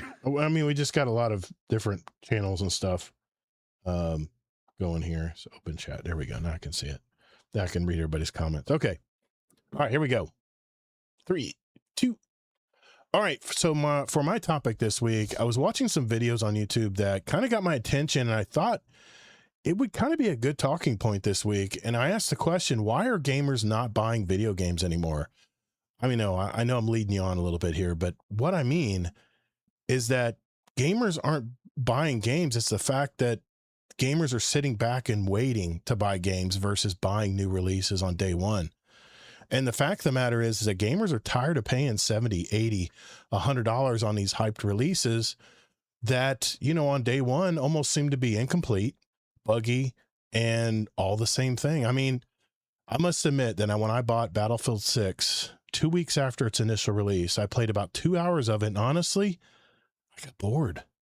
The maps were small Call of Duty style 3-lane environments. Seeing the enemy was much more difficult than if I was trying to see my enemy playing Crucible in Destiny 2. The interface was much cloudier and grainier and wasn't as crisp as the Destiny 2 game. But mainly it was just the same old Battlefield. Nothing really inspiring to me. I mean, no holy shit moments while running around and shooting. Now, almost a year later, all of a sudden, Battlefield 6 is in the spotlight again with these big air, sea, and land battles. And I'm sure you guys have seen all this stuff on YouTube going around right now. Jack Frags, and they're all loving this game now, which reminded me of so many great moments playing Battlefield 4. I sunk hundreds of hours just exploring all the little islands, trying out the new gunner speedboats, or just sitting on a carrier way back in the ocean and sniping people on land. I mean, it seems that Battlefield 6 was really pushed out too early. And now that all the work is, that was already committed to the game has come to fruition after a full year of declining players. I think they lost 80% of their player base. Almost like this was the year that it was actually intended to be released. And then you have Cyberpunk 2077. Years later, it's supposedly huge fun, and I finally jumped back into it. But after it sat in my library for years, I paid full price for that damn game. when it was all Just less than buggy. 1 year. Okay. years. All right. Oh, Technically a year, but it's like everything's been released. I mean, Division 2 now has had a resurgent. Yet another example of a game that is getting more complete and better years and years later. So the core issue, I think, is price versus value. The narrative that nobody is buying games anymore, it's probably not accurate completely, but I think people are getting a little smarter now. Premium releases, they're coming bundled with deluxe editions, early edition, or early access tiers, battle passes, microtransactions, and all the bugs to go with it at launch. But smaller games like Subnautica 2, Clair Obscure Expedition 33 launched between $30 and $40, and I got to throw Arc Raiders in there too. That was $40. Solid performance, full content, and they're making full price AAA titles look overpriced if you compare the two. Now, games were technically more expensive in the past. If you look back at past games on Nintendo, Super Nintendo, Chrono Trigger was launched at $80, which in today's prices is adjusted for inflation. It's a $175 game. But development today is more efficient. Modern engines, you got standardized code, you got automated tools. That means individual developer productivity is far higher than it was in the 90s. And despite high efficiency, publishers are ballooning team sizes up to 1,000 plus people. I mean, we know about that with Bungie. And the budgets to hundreds of millions of dollars. It's forcing prices up without delivering really anything more valuable. Gamers have just learned that waiting 3 to 12 months yields a better product. The game gets patched, it goes on sale, and receives genuine user reviews. A case study here was Devil May Cry 5. They sold 2.7 million copies in its 7th year after release, compared to 2.1 in its first year, showing that those long tail pricing actually outperforms launch windows at the beginning. And the data shows top selling Steam titles average around $21 with a median around $16, proving that consumer demand actually sits. High inflation, cost of living, I mean, significant wages, I mean, gamers have less disposable income these days for, that entertainment. And I mean, this doesn't apply to us because we're all in our 40s and 50s and we have more disposable income. But I'm thinking of my son who's got a young little kid, a young little son, and has to pay his mortgage and car payments and insurance and all the crap that comes slinging at you when you're first married and when you first have kids.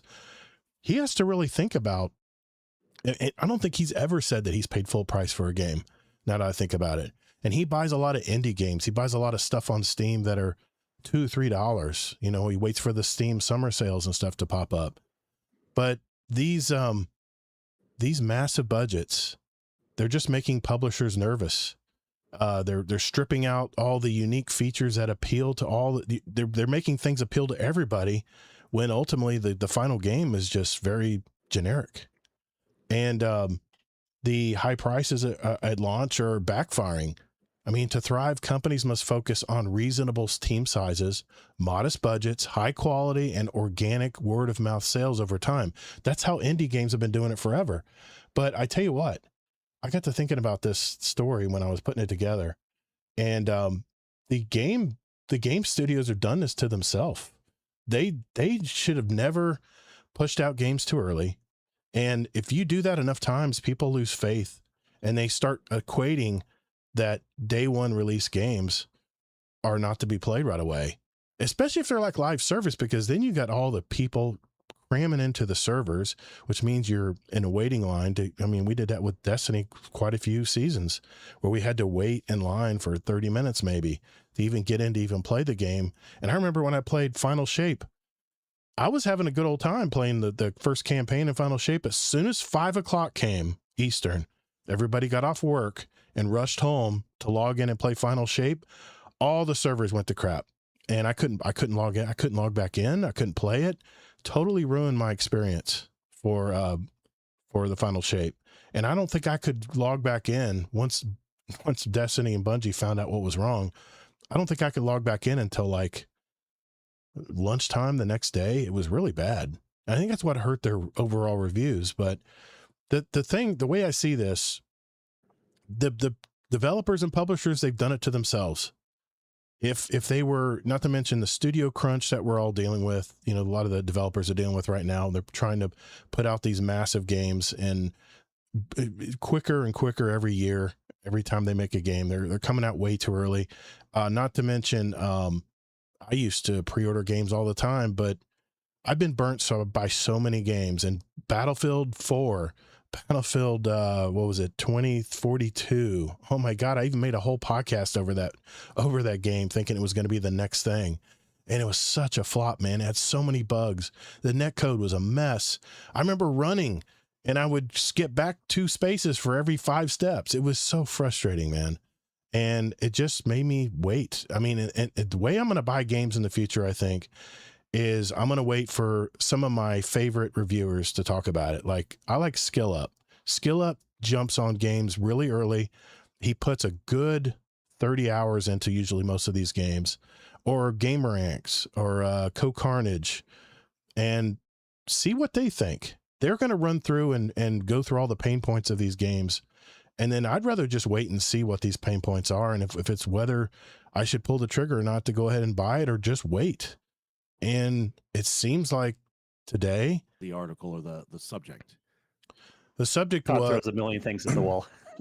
no, it's why gamers aren't buying games. And it's not that gamers aren't buying games. It's that gamers are waiting.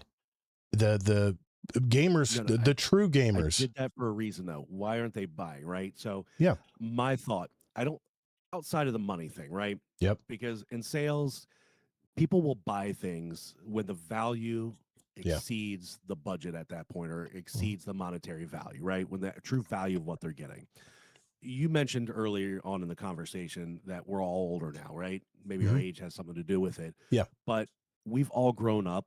Let's just even start at the age of Nintendo, right? Mhm. Even let's take Atari out of the realm. Let's Right. start with Nintendo and Super on, Nintendo. right? Yep. Nintendo, Super Nintendo, Sega Genesis, and the evolution then to Xboxes and PlayStations. I don't think that gamers aren't necessarily buying because of a monetary value at this point, because people are still going to spend the money, Yeah. even if they don't have it for something that they can value at that point. Right. I think it's more so that the fatigue is there because we're not seeing a lot of new advances or a lot of new story content, because Yeah. I think of it this way, right? Like, I do a lot of doom scrolling at night when I'm just laying in bed trying to fall asleep. Mhm. And I see these ad pop up all the time for these drama box shorts they're like these little short Mhm. 5 to 10 minute videos, and it puts together like a whole hour long story. And sometimes these ads are 20 and 30 minutes long. Whoa. And after watching 4 or 5 of these like ads, I found that the stories, even though overall context is slightly different, it's the same story arc, just told slightly different. Yeah. I think what we're finding is that a lot of these games almost are probably going to be a little bit similar. So people are holding off probably for the next big thing in their mind, or something that's stands out from what the status quo is currently, because there is a lot of options on the market for games right now outside of the monetary value, like I said, because if it was good enough, people would buy it anyway, regardless of Yeah. if they had the money or not. They will find a way to buy it. And that's just true trends of people buying stuff. It's the actual the story, the content, how the game is put together. It's the story arcs, however you want to put that all together. That's what I think people are waiting for, whether it's going to be worth it, because they don't see that value up front. And not to interrupt you, but think about it. What is one game that was a nothing burger, but then became game of the year? Claire Obscura. No one knew about this game. You know why people started to know about this game? Because it was a damn good game. It was something different. It was a very beautiful game. Kingsley, you told me about it first. Then my son tells me about it on the way home from bowling. He says, Dad, all I can think about is this game. It's really that good. I'm like, really? I mean, he's really tough on games. So I tried it, and look, it made game of the year. And it was it a $40 game, $30 game? It wasn't much of a game at all, but I think, was it a $40 game, $30 game? It wasn't much of a game at all, but I know you have something to say, Kingsley. I think the route that games need to go now, obviously they need to make something different and very attractive, but I think it's the word of mouth campaigns that are going to sell games these days, not the $100 million campaigns where they're flashing it on your TV screen every 5 seconds. What do you think, Kingsley? Oh my gosh, of course we have like 10 different topics here again. I mean, and Sin was even trying to cut them on back, but I do want to talk about some of these things because, do it. like, first of all, there's nothing new here with like people not being able to afford games. This happened to me 20, 30 years ago also. So you can't just say it's the kids these days. No, it was, unless you were wealthy or whatever, it was Well, us it's true. too a Yeah. long time ago not having money to buy games. But then again, if it's a game we really want, we'll find a way. We'll ask for Christmas money or whatever, you know, I mean, to get a gift card to You can get the DoorDash game. now. It's my parent. Yeah, I heard about that. Also, I've played just as many awesome games this year so far as I have any time recently. Even new games. There's always amazing new games coming out. Yeah. So we can't really say like there's not. Yeah, there is a little more of on the junk side too, but it doesn't mean there's not games for people to buy if they like certain things. So then it comes down to the topic of, I think this is a topic of why Todd should buy pre-order less games, because I'm talking to a lot of myself. us, yes, this is nothing new, Todd. A lot of us already had this Oh, this mentality is 5, based 10 on years our, ago. Yes, this is based on an 5, article. 10 years ago. Yeah. Yeah.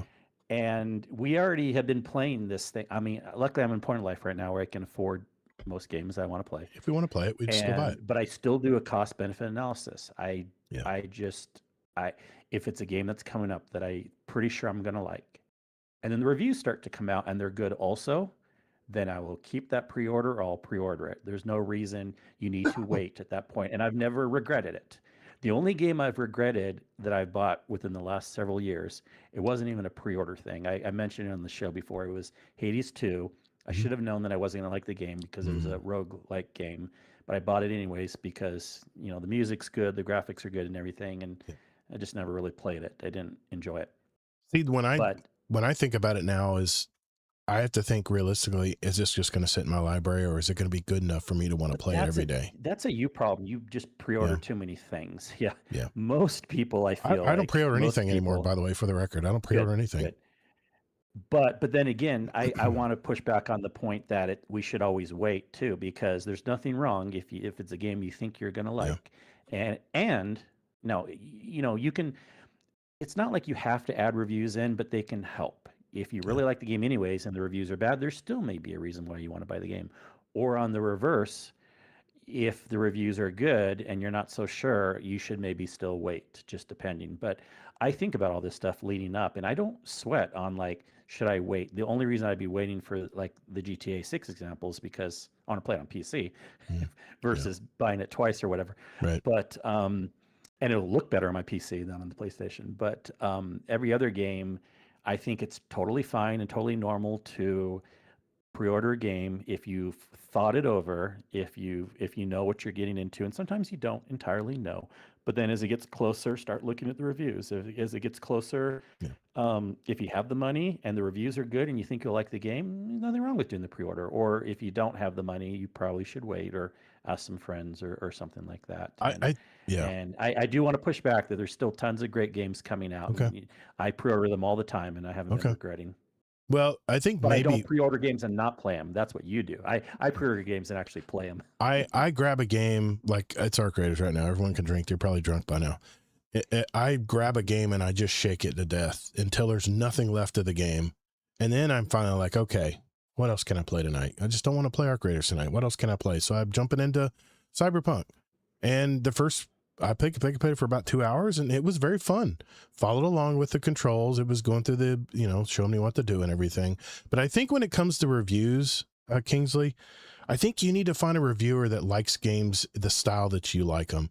And for me, Skill Up, of course, he's younger than me, obviously, but he really loves Destiny. And people gave him so much shit because he always kept talking about Destiny, how great it was.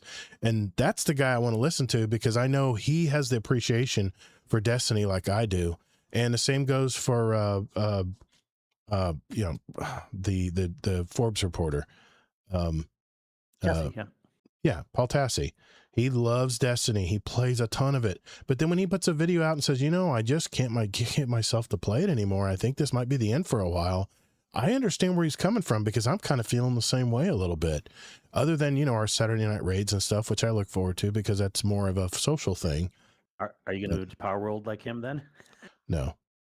I'm Did not like a, some I didn't, launch I was not raised like my kids around oh, don't you do that. It has nothing to do with being a kid game. I'm not in the trading cards, none of that stuff. But anyway. No, it's not. Yeah. Yeah. But Sen, did you have anything else you wanted to say? Would you say No, you speak your piece?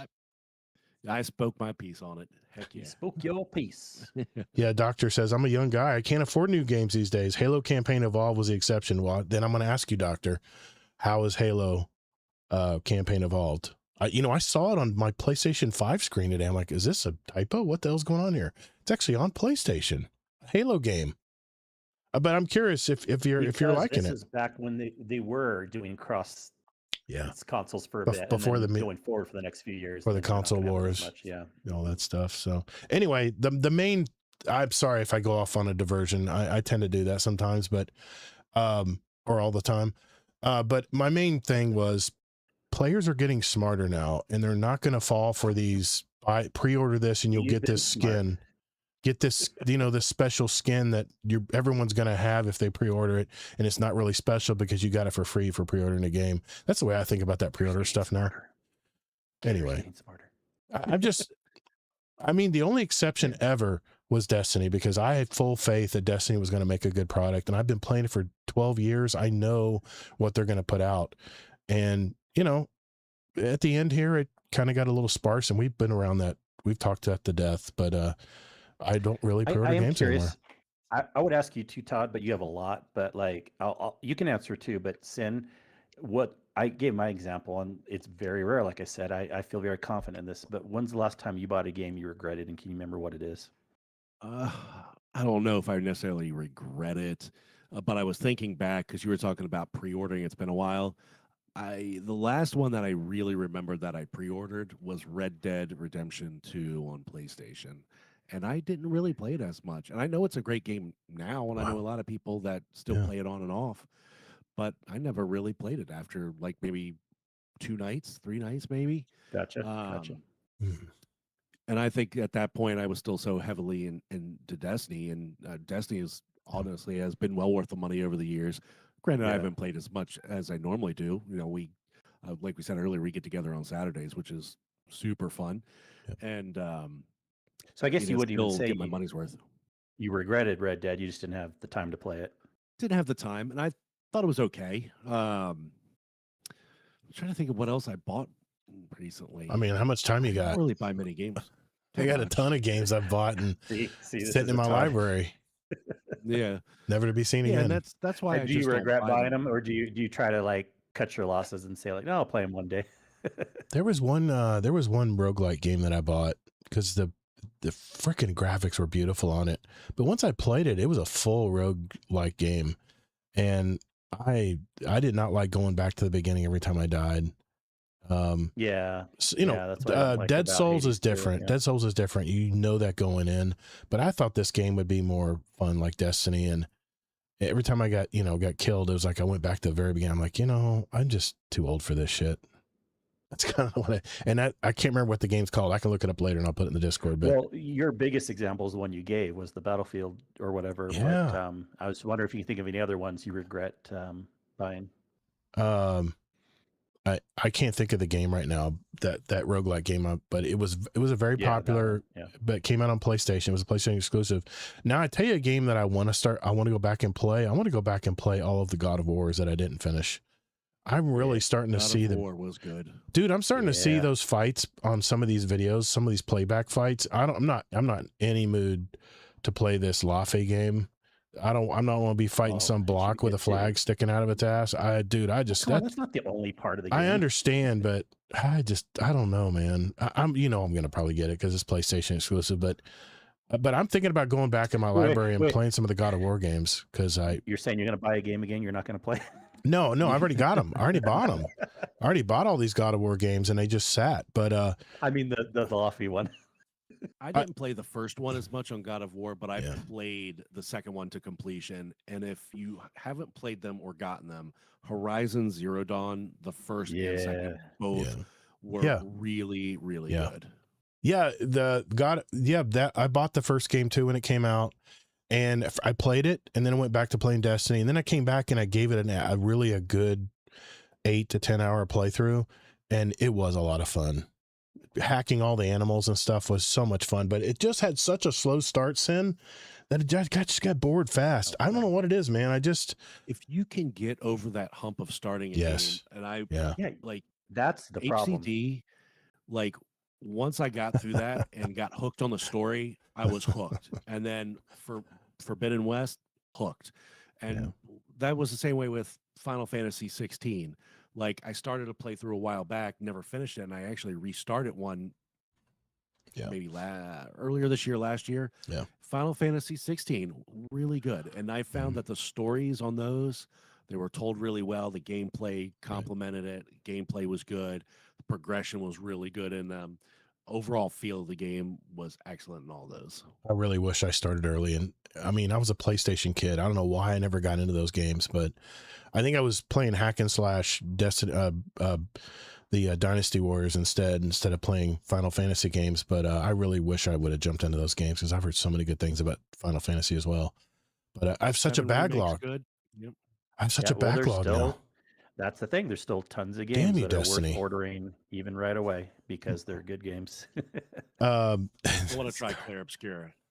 You will like that game. And if I played it and really got hooked on it, I didn't finish it. It's like elements of Final Fantasy, but more action oriented. It was so much Destiny. fun. Oh, you're gonna love it. I need to go back and finish it. I might do a stream one night and just go back and get. You said I was 80% through. I might just jump back in. I'm gonna be rusty as hell. But Scarlet Shadow says take that back. I'm gonna put 300 hours in Lafay. Okay. I don't judge, but I just have such a backlog, man. I'm looking back at all these games that are considered great games that I never played, and I'm like, I'm just kicking myself. I've missed out on so many good games. Damn you, Destiny. I blame Destiny. Wait, there's nothing wrong with that either. I mean, I know. I think a lot of old dog Destiny players right now are thinking, damn, I missed that game too. Because all I could think about was all the FOMO in Destiny 2.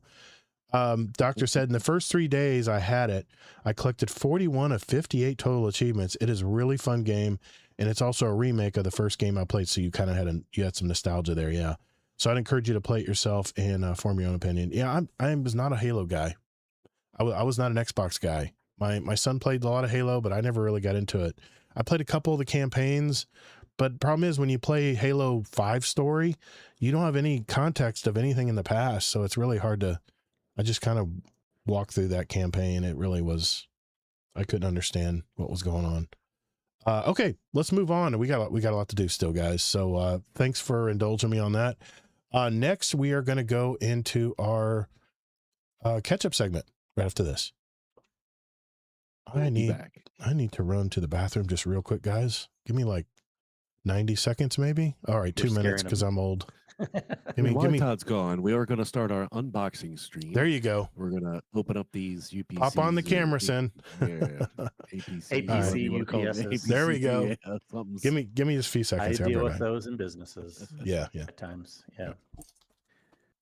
yeah. The real trick is you got to hook them up to the computer through USB also, so that when they actually, because the battery backups don't last forever. Let's say your power's out all day. Maybe one that size, depending on how many things you have plugged into it, can last between an hour to 3 hours. So you got to have, ideally, your computer plugged into it USB, and then it knows when it's about to be out of battery, and then it'll send a command to shut down your computer. Super cool. Because that's better than it. Otherwise, if your computer's still running and it runs out of battery, it shuts it off the same way you would shut off if you ran out of power anyways. So yeah, that's a pretty cool trick. Now, you can, I was reading, and I know it's probably not the best, but on those home server setups, you can use standard drives, right? Certain standard. That's fine.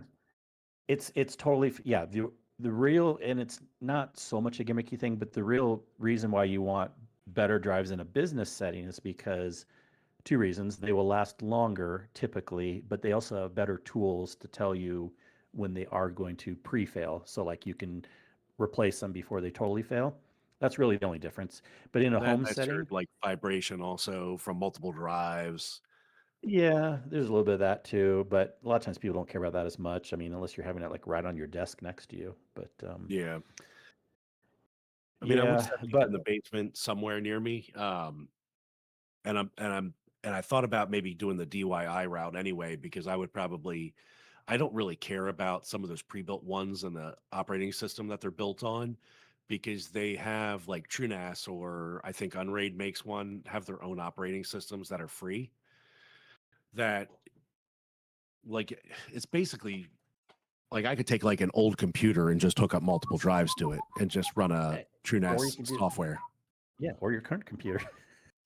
Yeah, but I wouldn't want to leave that running all the time. I use that Oh, for okay. gaming. Like, yeah, like I would just use, like I would build Yeah. that just so it could run all the time and literally be network storage. Berserker I mean, I here. have something similar like that now. I have like a little USB So, drive that's hooked up to the router, and I have it as yeah. like an access Well, point. that's the worst situation. That's the crappiest way to do it. Yeah. Do it through Correct. the And that's router. just Yeah. like, and that's just to get by. So like if I'm moving files between my laptop and my computer, I can do that through that little drive. But I truly want, I think I do want to set that up, not only just for movies, but for other storage as well. Well, the one I really like, but it's more for business. But like again, you can get an empty one for as cheap as 300 sometimes. But Synology, I don't know if you saw Ugreen. that one. Yep. Yeah, Oh, Synology. I saw Synology, and I Synologies know are the best. Synology is They're really good. the top, but Yeah, I these are- did see something, I think, in the newer gens that they do require Synology drives. Nope, not totally true. They changed that back. Okay. And it's only the Then new gen high end ones that are go rack mounted in businesses anyways that were yeah. So you're they good. require But the Synology. Okay. yeah, but the problem either way though is drives are also getting more expensive no matter where you put I these saw drives in a that. NAS Yeah. or a like an 8 terabyte used to be like as low as 100 sometimes, and now they're getting up to like $400 or something. But I feel you, That's Berserker. crazy. I feel you, man. Yeah, it's just not Destiny. I know. It used to be a big saying of mine when I would try new games. What and Sin? other games are as good as Destiny. Yes, some are. I've always played other games. Some are. Sin, we'll start with you, man. On your catch up in your week. I haven't officially recorded yet. I'm just letting you know. We'll go to you first, okay? Let's talk about what you've been doing, man. All right. Working. Yeah, I figured, but You got to come up with something, Sin. yeah, come up, man. Right now. No, I'm just kidding. All right, here we go. 3, 2. All right, boys and girls, it's that part of our show where we got just catch up, see what we've been playing, what we've been gaming, what's going on in our life. And since our special guest tonight, Mr. Sin Media, jumped in, we'll start with him. Sin, I mean, God, it's been a while, man, since you've been on the show. I know you've been busy with your job. You're working, crazy hours, but catch us up, man. What's been going on in your life, man?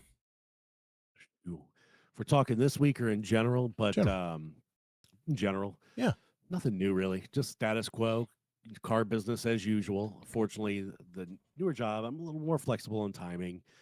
It's not the crazy last 3 days of the month like it was at my last position. It's just typically the last day. We did get asked to work a couple hours on our day off this week, but it was just like 3 hours. I left early tonight, and then of course tomorrow being the last day of the month, I'll work all day. But other than the drives a little bit longer, hours are a little bit better overall, and I have a little more flexibility. But let's see, gaming wise, oh, you know it, weekly raids with you two. Yep. The normal shenanigans. Destiny as always. I've been considering jumping into Claire. I know we talked about it a little earlier on in the other segment, but I haven't made that jump yet, and I actually have it saved, I think, on my Steam wish list. And I've been watching the pricing on it, and it's fluctuated a little bit here and there, maybe at $5 or $10 off when it goes on sale. And I've been waiting to the time is right where I think I can spend a good solid 30, 40 hours in it just to get a good chunk started. Other than that, shoot, I haven't really played much of anything else. How's the family? Anything really? How's the family doing? Oh, terrors. My oldest obviously is going to be driving at the end of this year. Oh crap! She's driving now, but she's going to get her full license at the end of the year, and she's going to be taking over my Jetta at that point, which is getting up there in mileage. Not up there, but I put over 50,000 miles on it in 1 year. So she'll Yeah. get that as her first car. It'd be nice for her. It's going to get And dinged. then, It's going to get dinged, and you don't want to have to yeah. worry about it getting dinged, you know? Well, I've kept it pretty nice in the 50,000 miles. Nice. But yes, it's not just that, but it's a newer car. It's a 2025, so it's going to have all the airbags, all the safety equipment on there, the sensors, blind spot monitor. It was do that. I'll suffer making 2 car payments for a while just Yeah. to make sure she has a safe car. Yeah. Because I know money nowadays, if she saves up from the job that she started working, she's going to buy a couple $1,000 car. It's going to be older, could break down on her. It's not going to have all the safety equipment. So I'm biting the bullet on that right now and making sure she's got a safe and reliable car. What were those comedians? There was that group of comedians that went on the show. They were all rednecks. The redneck comedy tour or something. I can't remember. But anyway, you talking about like Jeff Dunham and no, not Jeff the Here's Dunham. Your Sign guy. The Here's Your Sign guy. What was his name? I remember him saying Jeff Foxworthy. Not Jeff Foxworthy, but his compadre, the one, not the other one. Allocate the other one. Bill Engvall. I love his stuff, by the way. Oh yeah. I remember he was talking about his kids were learning to drive, and he says there should be a highway just for kids that are lined with mattresses and old tires just everywhere, so they can just bounce around and figure out how to drive a car. Because you set them out there on a highway, and everybody knows what's out on the highway. It's all kinds of drivers. Yeah, I remember that line from Hayes. Yeah, it should be just lined with tires and old mattresses. Where are you going to put those anyway, right? Just line the whole both sides of the lanes with them, and just let them bump into everything. Anyway, I sorry I interrupted you, man. So I mean, life is good. I don't know about you guys, but I was a good driver when I was a kid. I was a hellion, man. I felt like I was. But you also I have to think that there weren't as many people on the road then, and the roads weren't as crazy. That's true. 20 plus years ago. I mean, Florida's a melting pot. You get all kinds here. You get people that are from Mexico that they bump each other all the time in traffic. That's just the way they push things along. And you get bumped by someone like that, and you get out of your car and you're like, hey, man, what's going on? And they look at you like, huh? Well, what do you mean? I'm driving. They're used to just using the bumper to, I don't know, man. Just there's all kinds of different types of drivers in Florida. I don't know if it's any different up in Florida West Virginia. Weird. That didn't happen to us in Southern California. No. Okay. No. But, oh yeah, of course you get that. Of course you get that too. Yeah. But yeah, we don't have that bumper stuff up here. We didn't have people bumping us. I had to happen to me. I couldn't believe. I was like, what the hell's going on here? Anyway, we'll go on a tangent. So life is good. That's good, man. I'm glad the family's healthy. It's Everybody's doing magical. good. There you go. Oh, That's what I was yeah. waiting. Oh yeah, and did the Outer Banks as usual this year over summer, Nice. and surprisingly, the past few years, I've taken my laptop, and it's kind of coincided with like Destiny releases, and we didn't really have that this year. Yeah, And that's right. for the first year and probably the last several, I didn't get on my laptop at all during vacation, so that was quite different. Nice change of pace. Nice, man. Are you watching anything right now? Anything pique your interest on the? Do you have time to watch anything? Well, yes and no. I mean, I've been watching some stuff on TV with the kids. I think we watched that new, oh gosh, The Joys of Having Kids, The Descendants, Wicked something, the new one. Yeah. I watched that with my littlest one. Nice. And then I rewatched some, I rewatched Infinity War recently. Oh, okay. And Guardians of the Galaxy recently because my son was actually starting to gain a little bit of interest in some of the Marvel stuff. Nice, so man. we watched Guardians of the Galaxy. Yeah. I was watching a video on YouTube. It was Jon Favreau reviewing every one of his 11 movies that he's made.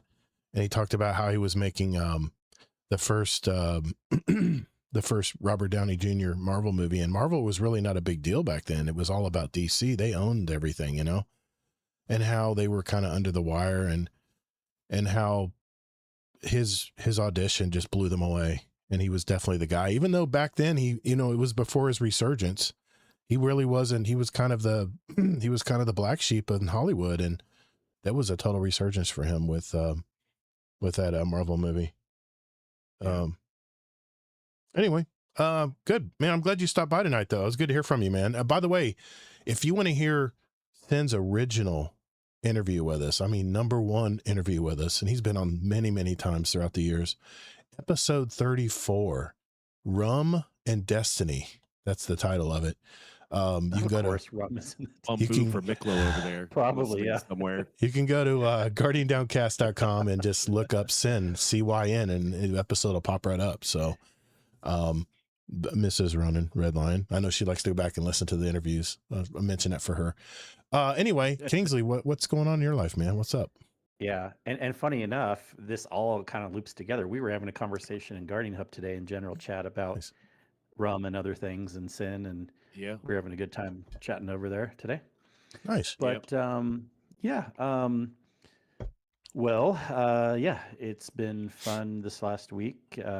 You know, playing video games. I'll get to Destiny stuff in a second, but I've been almost getting 100%ed into Black Flag, Assassin's Creed, and I finally got to some more of the new quests that they built in on how they're doing the dark animus. I won't spoil anything, but like the quote real world stuff if you've played other Assassin's Creed games, Mhm.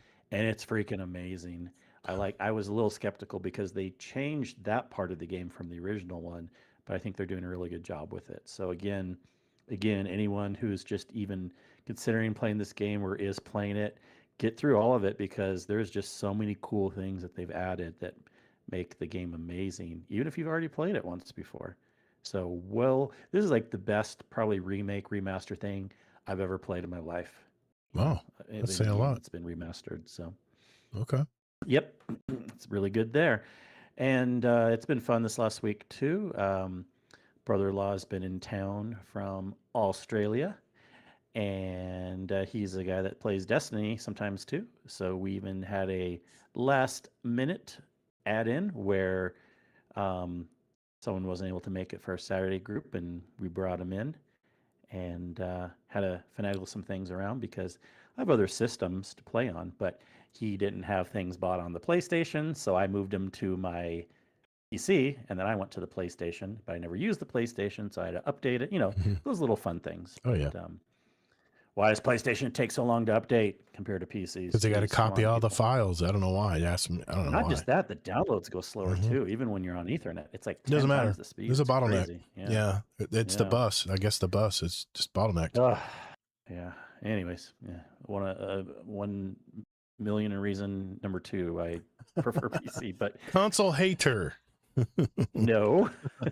I love playing the exclusives over there, but boy, anything that's the same, of course I'm going to play on PC. Yeah. But that was a lot of fun. We had fun with that. We did another Desert Perpetual. He hadn't gotten to clear through That's that fun. yet. He did a good job. Yeah. Learned it quick. Yep. Good player there. Good player. And it's just fun having everyone over. Works good. Wife's not loving her job, so hey, if anyone knows, she does high-end marketing and graphic design, anything to do with that. So if anyone knows any openings at any jobs, let me know. You can DM me. Very nice. But life's generally good. We did also see, again, when he came into town, like, hey, let's go see the Odyssey. I was purposely saving it for when he was coming into town, and got some nice tickets at the IMAX theater, and it was a good movie, really good movie. I do want to say, and I'm not going to spoil anything, but when I say really good, I thought it was a little long. I would give it like a 7 or an 8 out of 10. Okay. And it didn't live up to the hype for me. The funny thing was all the mythological scenes, I wasn't as impressed with as much. Funny enough, I like the real world fighting scenes way better. They were done awesomely. But for whatever reason, all the mythological things, I felt like I've been there, done that, and they were almost better in other movies. The siren scene was a lot shorter than I thought. I was hoping the siren scene was shorter. Yeah, it was very. It's like it was rushed. Not as good. Yeah. Cyclops was weird. Yeah. Everything was kind of weird with the mythological stuff. Yeah. I don't know. It felt off to me, but still, with having those little minor complaints, I still say it was a good movie, really good movie. So. Yeah, they hyped it so much, man. It was so much. Yeah, but no way is it my favorite Christopher Nolan movie. I would still put Inception and Memento way over this movie. So, this is Inception, my personal Memento was opinion. confused. Oh no way, Memento was really I good. love Memento. Was really good. Yeah, Inception was it's really supposed good to be too. confusing. Yeah. Yeah. No, I'm thinking of a different movie. But it was fun to see that. Yeah. I used my Cinemark monthly subscription, where you get to save your credits up if you don't use them, and Oh. use them whenever you want. I know. And what else is this week? No, that's pretty much it. Glad to have Sin on tonight. It's been a fun Yeah, it was show a good. so It far. was a We nice still have stuff to surprise. do, so I'll pass it Yeah, back over to you. That was a nice surprise, definitely. Well, yeah, I've been playing Arc Raiders. In fact, I usually watch TV, around an hour before I go to bed, but I've just been obsessed with Arc Raiders lately. I've been trying to, I just did my first expedition on an alt account because I wanted to see what it was like. And to be honest, you get 12 more slots in your inventory. You get 5 more points that you can add right away to your skill trees. And you get a little icon above you in the character screen. That is it. They've changed them. If you're on your 4th expedition, they've changed it where you actually get some random blueprints, like up to 5 blueprints. But I was only on my first one, so I only got the benefits I just mentioned. But I don't know, man. I don't know if I'm going to do it again. I'm not sure, but just building all my workbenches back up again, looking for all those little weird parts that you got to find everywhere. And like I said, man, I've been kind of just taking my time. I'm inspecting. I'm trying to learn every map, and those maps, man, are just so freaking huge. I mean, I give it to Embark, man. It's that Battlefield mentality where the maps just have little cracks and crannies everywhere that you don't see when you're running and shooting at stuff. But I'm enjoying. I'm just kind of taking it in. They have a major release coming in October. It's going to be like a Forsaken release for Destiny. It's supposed to be really changing the game because they've lost a lot of players. And the big thing, like I mentioned earlier in the show, is the cheaters. The PvP lobbies are full of people that are have gamed the system like they did with Destiny forever. And they've even got a cheat where you can use a service that will unban you. You get banned by Embark for cheating, and you can pay $20 to this service. That has somehow they got the user one of the dev kits or dev I don't know, UIs or whatever. They can actually go in and unban you. It's the craziest shit, man. It's really a heated topic right now. But there again, all you have to do is get rid of the PvP or offer a PvE portion of the game, and you don't have to worry about cheaters because they can't kill you. So anyway, I'll leave it at that. I'm still watching 3rd season of Euphoria. It's damn good, man. It's really good. It's crazy as hell, but I have to admit, I haven't been caught up this week on it. I've just been playing games until the wee hours of the night. My wife and I did see one movie at the theater using my AMC Stubs A-list membership, where I can go up and see 4 movies every week on any screen or format. This week, I saw another indie film, and unbeknownst to me, this was an experimental film. There wasn't really anything new this week. So I remember watching the trailer in the theater and we said, let's give it a go.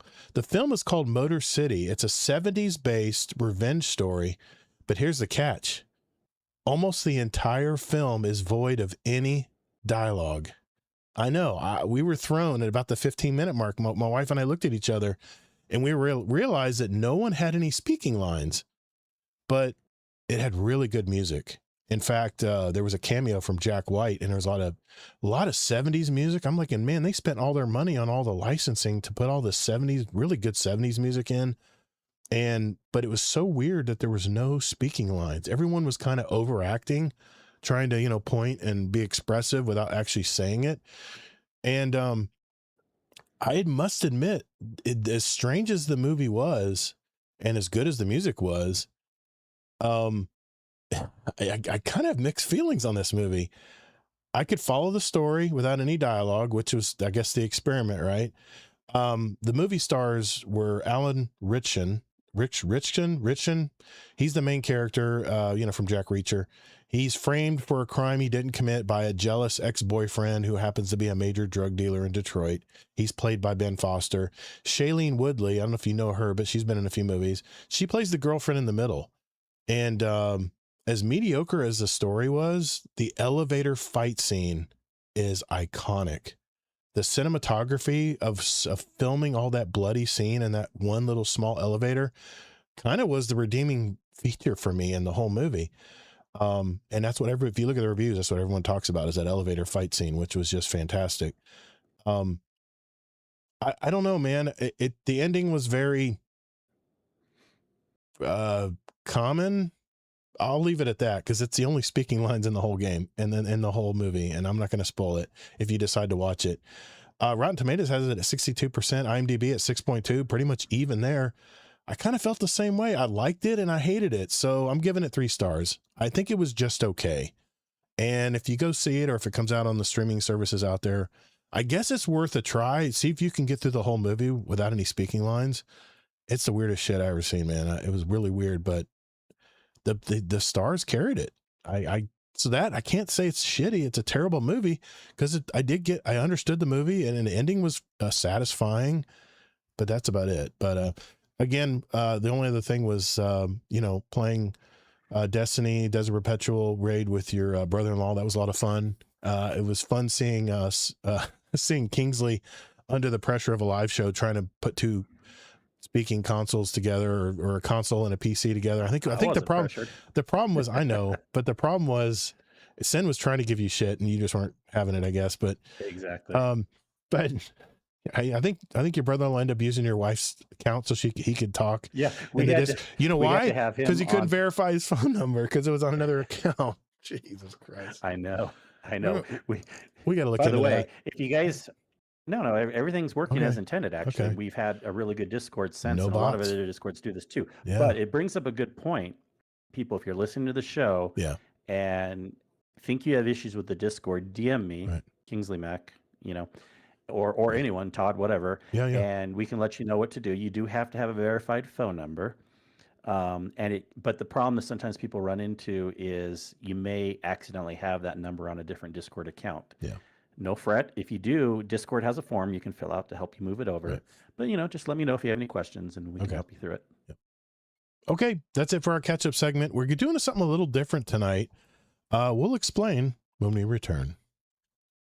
Well, Sin, I didn't know you'd be a part of this tonight, but I guess you could answer the questions too. What do you think, Kingsley? We could. Yeah, we can kind of. I'm good with that. Should we do like he answer every other one, or he answer everyone? I mean, he can answer. You ready to do a speed run? Yeah, we're doing a speed kind run. of. It's not gonna. Yeah, we're doing a back and forth speed run. We haven't really, at least for a long time, asked each other some of the questions, so we thought we'd be kind of fun with it. Yeah, and then you can answer if you want. We'll figure it out. Yeah, we'll just kind of go on the fly. English. So cool, we'll do it. Yeah. Okay. All right.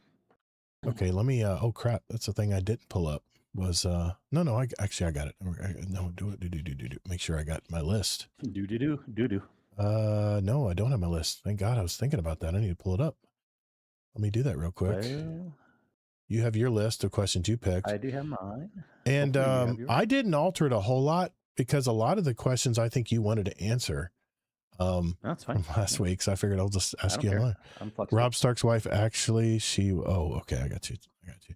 Yeah, he was talking about the Avatar movie. Yeah. Third one, Fire and Ash, the really dark and grim lady was that actress was she played in Game of Thrones. She was the healer that married Rob Stark. Right. And that was what burned the bridge for whatever house it was. Right. Before they all died at the one dude's wedding or whatever. But yeah. Sorry. Okay, got you. Okay, I was trying to get the context.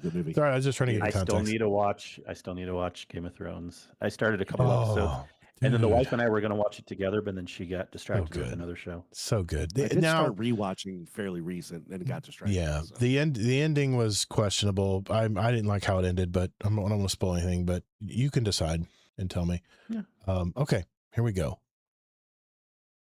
All right, ladies and gentlemen, this segment is called the speed run. This is where we have both Kingsley and I have handpicked 25 questions from a list of over 1,000, and Kingsley, you can verify it. We have quite a few lists. Gosh, it was kind of a pain, but kind of fun going through. Yeah, it was a lot. It was a lot.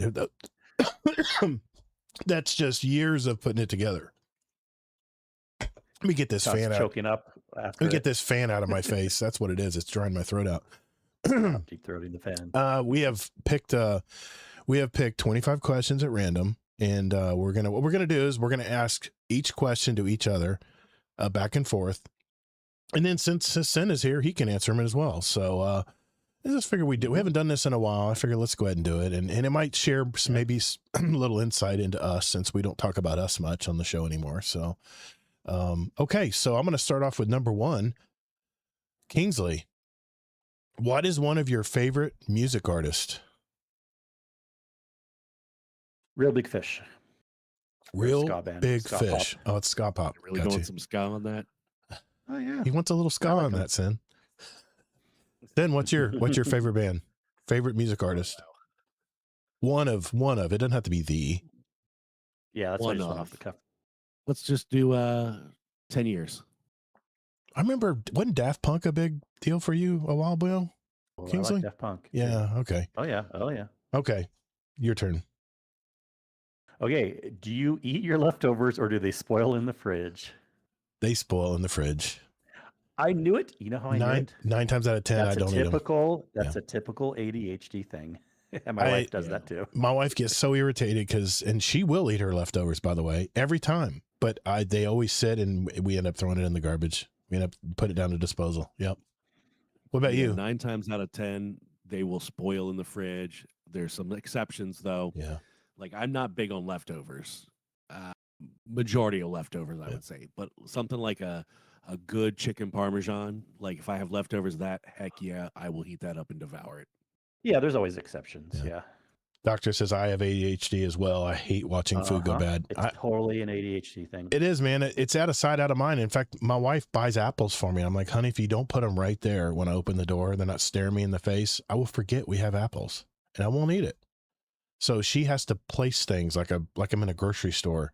When I open the fridge, everything has to be presented so I make sure that remember, I can have an apple and not a piece of licorice. You want a fridge with a glass see-through door also? No, we have the glass panel doors though. We have the little mini door that opens up and it has like a water dispenser and stuff in it. Yeah. Oh, anyways.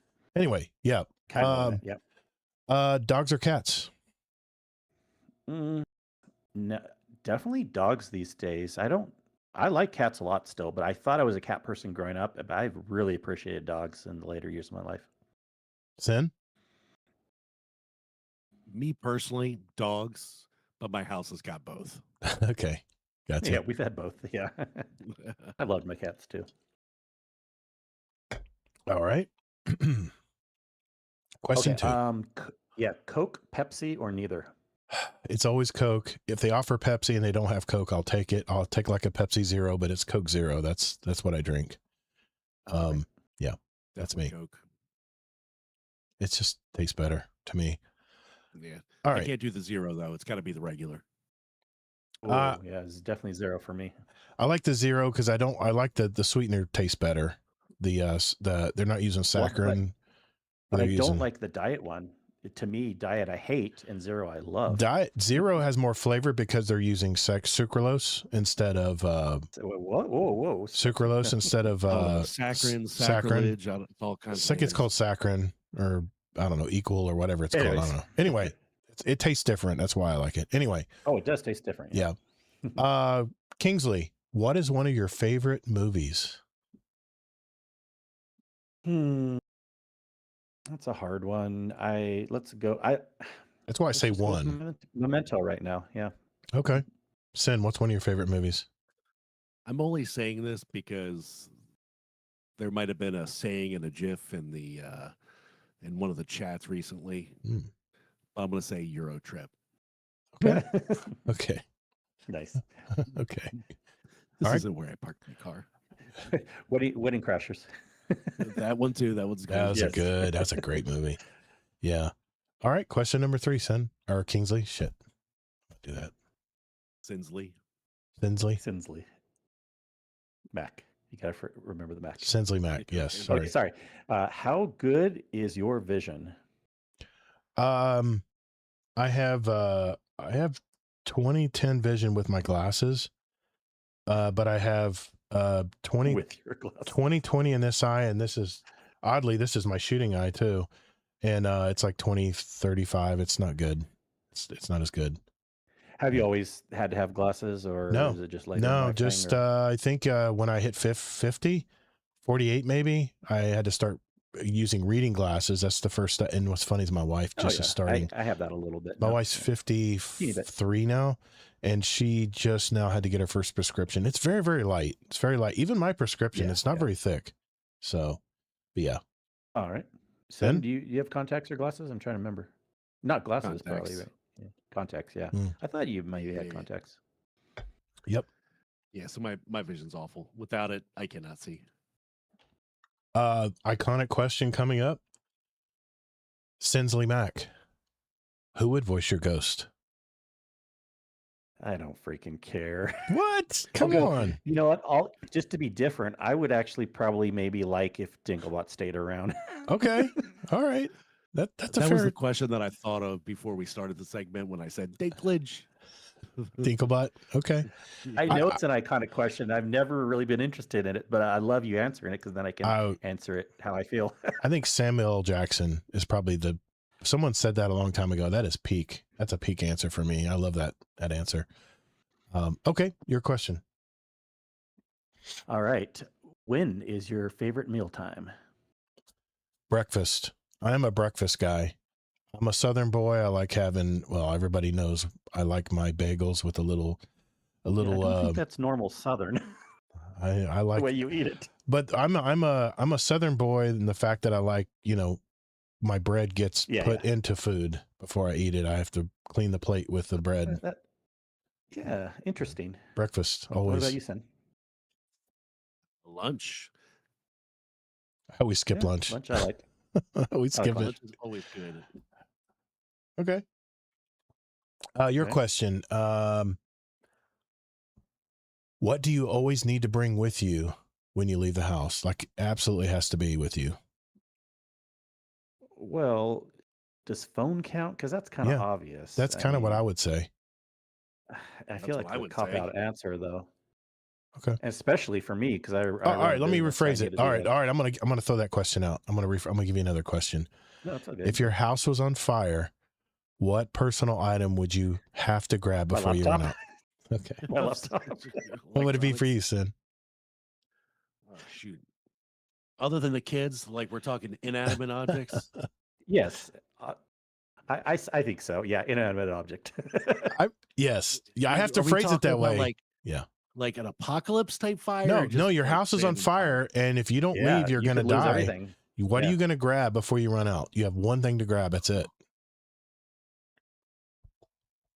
I don't think if my house is on fire, I probably really wouldn't grab anything. There isn't anything of that important. Okay. That's a good answer. That's actually that's a sensible answer. Now, apocalypse wise, like if it was on fire because the world was going to shit, I would definitely grab the gun. Okay, that's a good idea. Yeah, that's a good idea. I remember asking this question back a long time ago, and I think I said my phone or something, and my wife goes, "Not me." I said, yeah, what? Then that's why I've always phrased it. What inanimate object? Yes. What object would you take? And hopefully, obviously your family. By the way, yes. Obviously, your kids and your wife. Yes, you grab those first, obviously, but then you have 1 second to grab something before you head out the door. Yeah. That's what I meant. Okay, I love it. All right, next question. All right, do you write your O's clockwise or counterclockwise? Counter. Yeah, same for me. I think that's normal for most people. I don't think I've ever asked that question. Yeah. What you said? Yeah, I think counterclockwise is definitely normal. Okay. Okay. My question is pulse, hand cannon, scout, or auto rifle. You can only choose one. That's a lot of choices.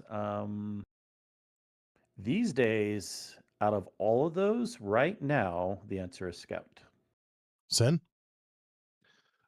For me right now, it's actually an auto rifle. Yeah, because you're gonna fire and then punch. Titan. Damn right. Hell yeah! You guys know what my answer is. It's actually one of the revision ones. It's Chroma Rush. Oh, that's a great rifle, man. Yeah. Warcry swears by it in Crucible. He loves that gun.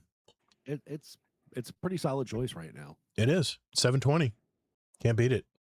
Yeah. Okay. Go with a Chroma, Cartesian, and then Thunder Chungus combo. Yeah, I'm with Doctor here. Pulse rifles are the best. They're the most accurate, and they hit hard if they're in the meta, that is. Everybody knows I like pulse rifles. All right, next question. Next question. Here's one of my fun ones. 420 or 69? Oh, damn. Here comes the embarrassment. Pick one. Here comes the embarrassment. You guys know I'm not really a toker, so I'm going to have to say 69. Definitely 69. Yep. My blessing. Why not both? I had skin checks done. I had skin checks done this week. They had to fry my face with a nitrogen gun, so I feel like I'm a connect the dots puzzle right now. Yeah, that definitely is going to be my answer. All right. Next question. If you could live anywhere in the world, where would it be? I mean, without visiting everywhere, without knowing what a full answer would be from what I visited so far, That's such a Kingsley answer, isn't it, Sin? Yeah, and I would actually pick the same as Hawaii. Kingsley. Where would you pick? I haven't been many places. Hawaii. Hawaii, okay. Yeah, and Hawaii for me too. It's only because I've been there, been to Maui, and it's I've been there too. Really nice. It's nice. Very nice. I've been to a couple islands a few times. Yeah. You better be making some good money if you live in Hawaii. The standard of living is very high there. Yeah. Okay. Next question. Okay. Do you have pets? Yeah, of course. Yeah, I've got one. I used to have 2 dogs. I just lost my first dog. She was a Rottweiler black lab mix, and we lost her almost a year ago now. So all that's left is my hound dog mix. She's like 11 or 12. So yeah, that's all I got left. Yeah, we got definitely pets. 2 dogs, a cat, and a bearded dragon. Bearded dragon. My son used to have one. That for a little bit. A bearded dragon. My son used to have a bearded dragon. Yep. I remember those days. It's a cool little thing. It is. He just stares at you most of the time. What do you feed it? I can't remember. Was it crickets? You have to buy crickets? Mostly. I think you can do those blue grubs or whatever they're called. Oh, yeah. Those horned worms are. Yeah. Mealworms. They'll eat mealworms as well. Yeah, I remember that. Yeah. Going to my wife loved buying crickets in a paper bag, bringing them home in the car. She sees one little tiny bug and she's like, "Get it." I said, "You do live in Florida, remember, right?" Okay. What would be your ideal career or job, Sinsley Mac? What I'm doing. I gotta say it, man. I've been so lucky in life. Like I remember being in back when I went to church a long time ago, and someone was asking in a Sunday school class, like, how many people here truly love their job? And I'm like starting to raise my hand, like no one else is, and I feel sheepish, and I start to lower it. I'm like,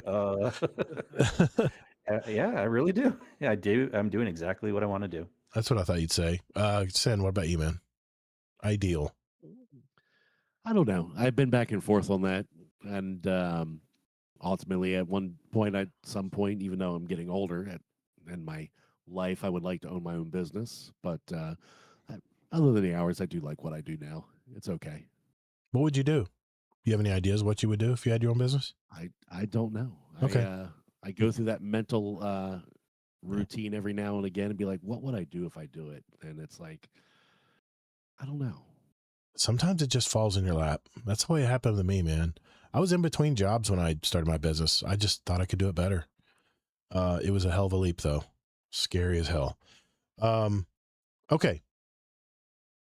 That was my question. It's your turn, Kingsley. Oh yeah, sorry. Yep, sorry. Okay. We are at best night to relax. What's the best night of the week for you to relax?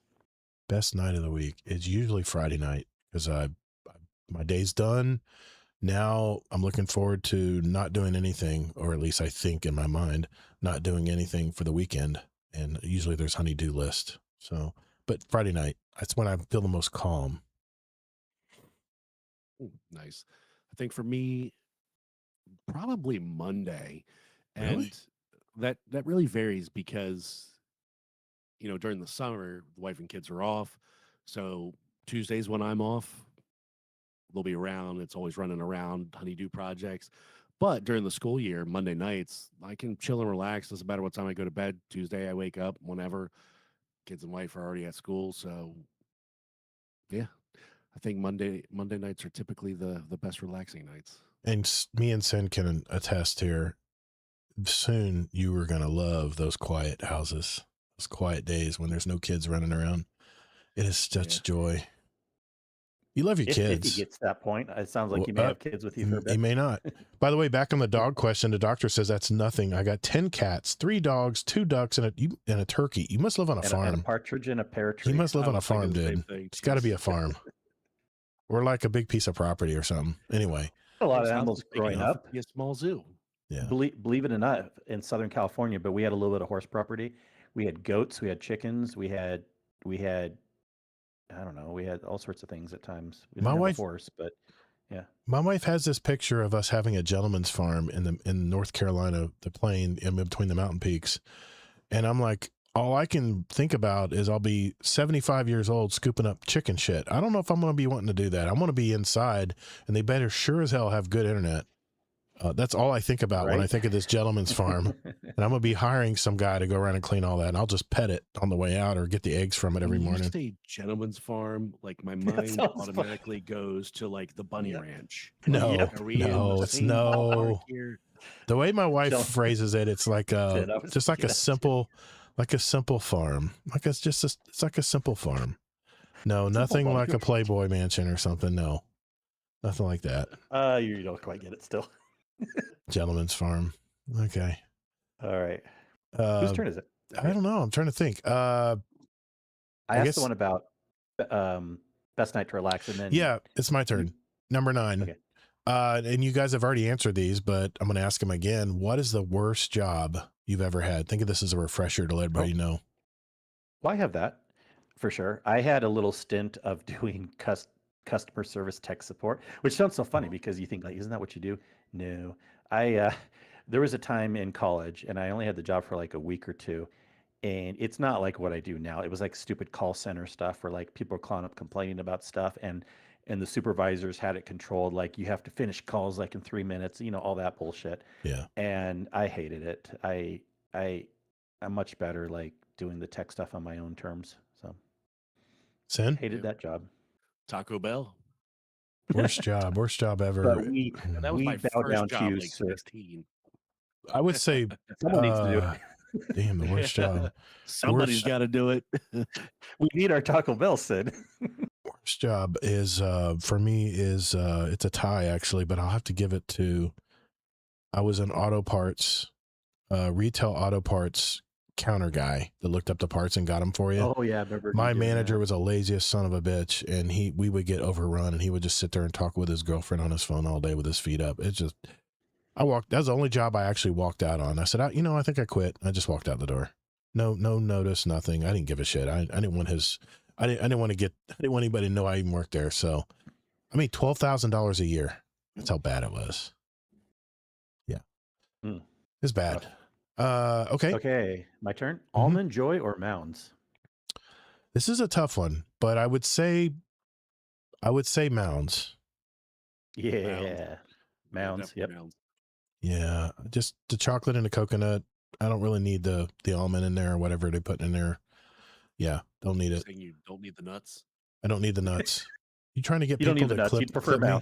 He's trying to get more sound bites for Saturday. I swear to God, he's working on it. He's probably got a voice. He's probably got a voice recorder in his office right now. Oh my God! I'm wondering, do the sound bites work here in the stage? I don't know. They don't, unfortunately. No, they don't. They don't. No, they don't. We've disabled them. Soundboard on here. Yep. Yeah, we've disabled them. Todd probably wants it that way. Yeah, I want to keep it that way. Okay. I think that was your question. Yeah. Okay. Yep. Describe yourself in one word. Fair. Yeah, that's definitely you. Fair or not fair? always. Fair. He said fair. F-A-I-R. No, you've always been that way, man. You always look at both sides of At least it. I try to. No, I give you that. I give you credit for that because I'm not as unbiased as that. I'm definitely judgy, but fair. Okay. Oh, Sin. I can be judgy, but I try to be fair. I know. Sin. One word. Deadpool said clipped. God damn it, Deadpool. I don't know. Some days I could be extreme, but I know what my wife would say. Funny. I like to think I'm funny most. Yeah, I like that. That's legit. I'll tell you what my wife would say. She would say drama. I like the drama. I don't know why, but I do like the drama. I don't know why, but I do. Yeah. If you hear my Presenting these topics stories on the show. yeah, if you hear my stories, it's all drama. Yeah. Okay, your turn. Number All 10. right. Favorite bread type? Oh, all day it's wheat. Really a nice whole stone ground wheat. In fact, there's this product brand we just bought. We about to buy it from Sprouts. It's really expensive bread, but Is it literally being stone ground, or are it's they called just saying that? no, it's called something Mills. You probably have it at your place. It's like Stone Mills or something, but it's a real whole wheat. In fact, I buy the bagels too, and it's real milled wheat. It's really milled, so it's really just a clean product. There's not a bunch of sunflower oil and all kinds of fillers and crap put in it. Todd is starting a bread company. You can definitely taste the difference. Oh, So, of course, on yeah, fresh bread. definitely Yeah. pure. I'm a bread fanatic when it comes to wheat bread. So, yeah. What about you, Sen? All right, Sid. I'm not much of a bread person myself, but Basic white bitch, right? Yeah, I'll go with the basic tried and true. If I do eat a sandwich at home, that's what it will be. West Virginia, Mountain Mama. All right. All right. Let me think here. It's my turn. What is the best sandwich? Well, and I feel like I have actually answered this one before. Probably have. I usually go with like a Cuban is my answer. Oh, I've had those. Very good. Mhm. Sensley. Yeah. Best sandwich. Interesting. I think during my speed run I might have said something like steak and cheese, but Yeah, but really see, there's no fast answers now. Now you can take your time and think about it. I would definitely go with a chicken parmesan like sandwich or even sub style. Yeah, all day. I'm chicken parm 100% is my jam. I'm going to go with what a lot of people answer, and that is a good old on whole wheat peanut butter and jelly sandwich. Best. I still eat those. Dude, I love whole wheat too, but you don't do peanut butter and jelly on it. Oh yeah, you do. Yeah, you do. And I use the really good preserves, like it's like made with fruit juices and stuff. Really good strawberry jam. Like a fresh. I would prefer a fresh homemade white bread, but the Dr. Chicken Ranch Club on sourdough. If you have a good sourdough bread, that is good. I mean, I like all sandwiches, but if you're gonna nail me down to one sandwich, it would be a good old peanut butter and jelly. And I usually have them at night before I go to bed. Clip that where he said nail me down. All right. Was that for me or is it, no, that was my question. My turn? You're on number 11. Yep. All right. Is your bed made right now? Absolutely. It's the first thing I do in the morning. It's just a routine I do. And interesting. If you want to, I'll give you guys a little ADHD. If you guys want a happy marriage, if your wife leaves for work early and you don't make the bed, it's always the last one out of bed, right? It just depends on the person. I know, but I'm just saying, you want to score brownie points, make your bed every morning, especially if your wife leaves for work before you do. Well, just saying. Well, I promise you, my wife does not like the bed made, so okay. She prefers it. Yeah. She doesn't like the bed. It's one reason why we often sleep different. Yeah. Because she likes the sheets like all skiwampusy and like sleeping with like on literally like 5 pillows all around her and everybody taking up the whole king size bed with all the dogs. Oh, yeah. I get that too. I get that. Sensley. It's definitely not made. Okay. I've heard some things too. Actually, first thing in the morning, you do not want to make your bed right away. You want to let it air out some. Of course. With stuff. Yeah. I run an ozonator. I have an ozonator in my bedroom because it tends to get damp with this Florida. An ozonator, you know what that is? Does that help all your toots? No, it produces ozone, which actually kills mold and spores or any of that stuff. It's a problem down here in Florida is getting mold. Oh, geez. Wow. I mean, not that our house is moldy, but I like a swamp going. I saw a customer using this one day, and I was like, man, your room smells so good. It's so like neutral. It's like, I don't know. I can't explain it, but they said, oh yeah, it's the ozonator right there, and you can get it for like $100 on Amazon. Yeah, you turn it on, and it actually has plates in the back that actually create ozone, like that fresh smell after it rains. or before it You may rains. want to see if that's why you're having some No, breathing it's problems. not creating. It's I not heard those creating. things can cause Check out problems. the link below to Todd's Yeah, Ozonator. there you It go. will also handle swamp bed and swamp ass and Yes. swamp poo. It'll Yes. handle it all, baby. Handle it all. Click my link All for right, $30 off. Your turn. Okay, the next question: sweet or salty, and what is your favorite snack based on that answer? You can only choose one. You know, it's interesting. I always think it's salty, but then usually it's when I really, if I'm honest about it, it's like a mix of salty and sweet. I don't like pure sweet. Like I hate like just pure candies, you know, things like that. Yeah. Probably my favorite mix is like a quingamon. That's like that kind. It's kind of like it's that croissant crust, but then it's kind of like muffin shaped, Oh. and then they put like a sweet sugary glaze on the top. So it has all the Ooh. butter and savory part in the Ooh. crust, Yeah. but then it has the sugar on the top. Actually, sweet and salty work really well together if you do it right. Yeah. That's a good answer. I don't know what kind of bread you're talking about, but that's way too It's highfalutin for croissant me. style bread. It's just not shaped like a croissant. It's I got you. shaped like a muffin. You can. It's like It the has a airy weird spelling. crust, like it's on a croissant. It's like real airy, like puffy. Yeah, it's that Gotcha. type of. Sinsley. All right. Oh yeah, sin. I'm still trying to decipher what word you said. That's what I said. Okay, so I know it's here. I'll put it in the Quingamon? chat. Quingamon. Quinamon. There's our title. Never heard of that. Quingamon. Here, I'll put it in the. Quingamon. Is that Thai?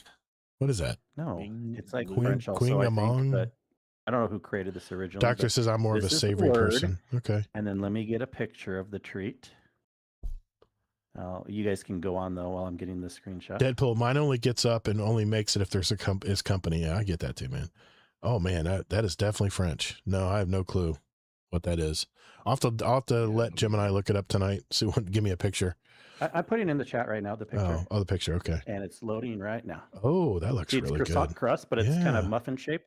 Looks really good. And then Light and airy. this is more cinnamon roll shaped, but they usually have more Yeah. texture on the top, more like a muffin. I got you. But it has like a sweet glaze over it. So think of like a donut I got glaze over it. Okay.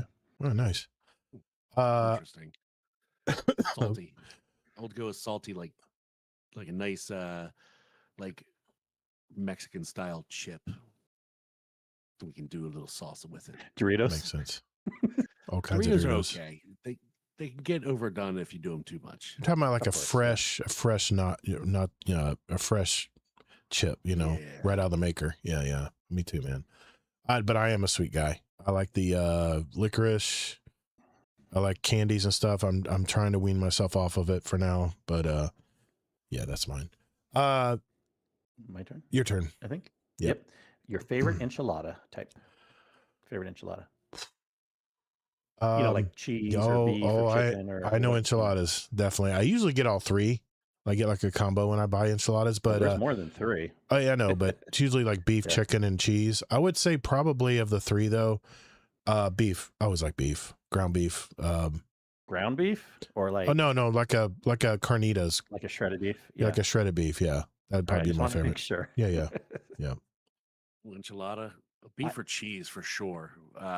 Cheese is definitely really good.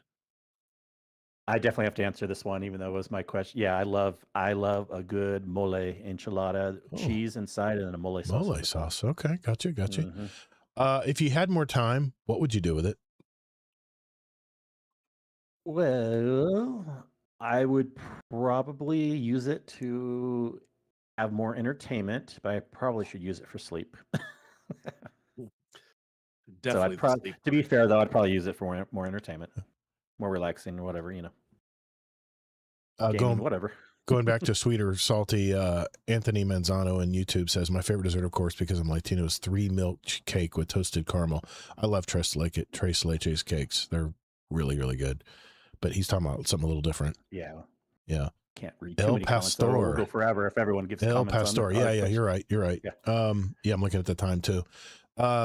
That was your question. So mine is, did everybody answer it? Yeah, you did. Yes. What is your favorite Destiny planet and why? Jeez. Boring. No, just kidding. No, I always know the answer to this. It's easy. Yeah, I've answered this a million times. I know. also picked now I can't remember the name of it. Venus. Yeah. Yeah, it's Venus for me. What about you, Sen? Favorite Destiny planet.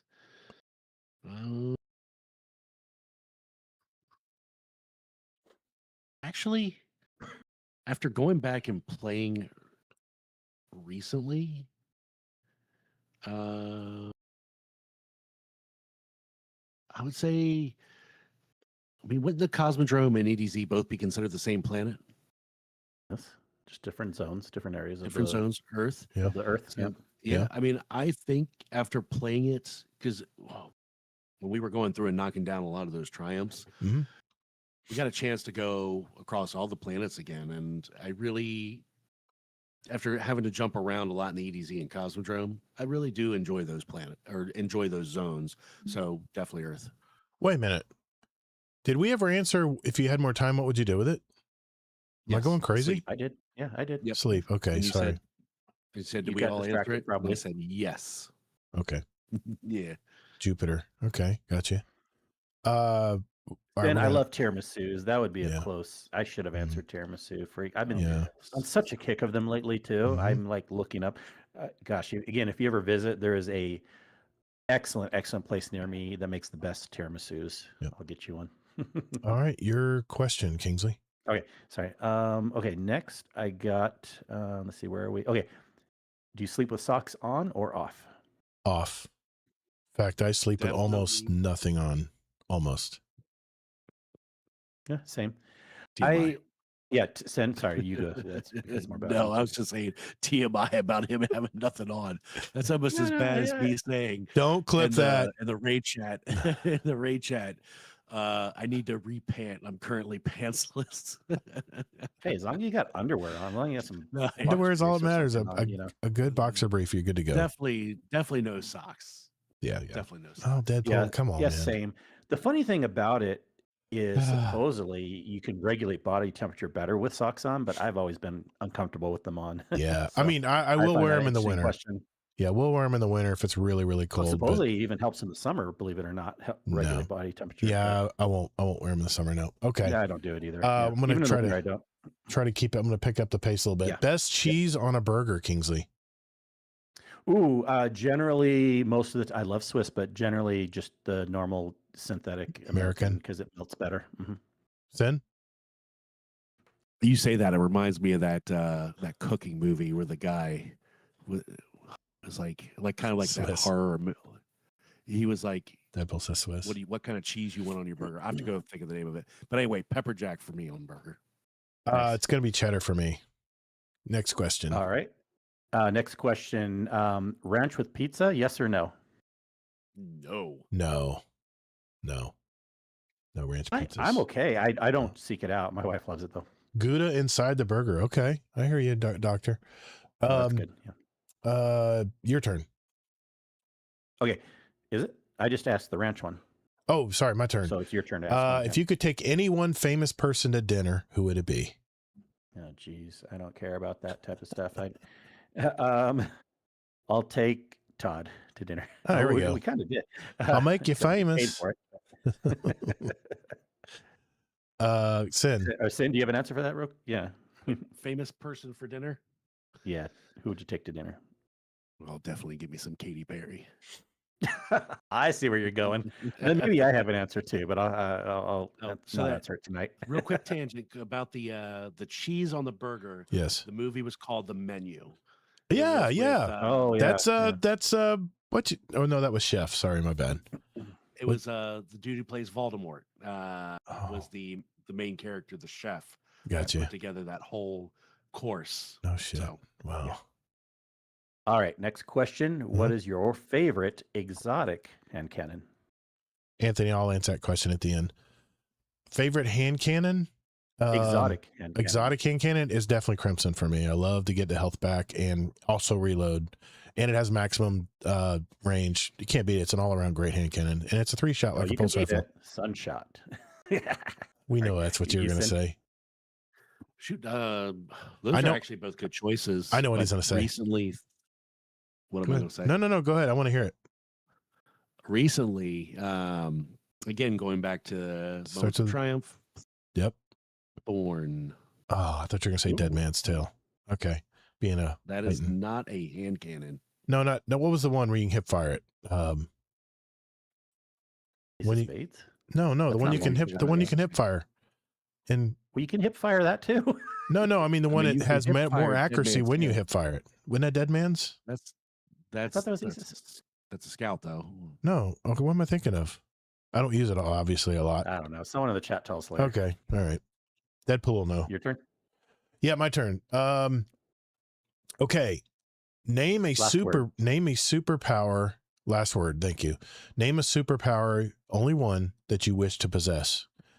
Ooh, invisibility. Sen? Especially for being an introvert, it'd be nice. Yeah.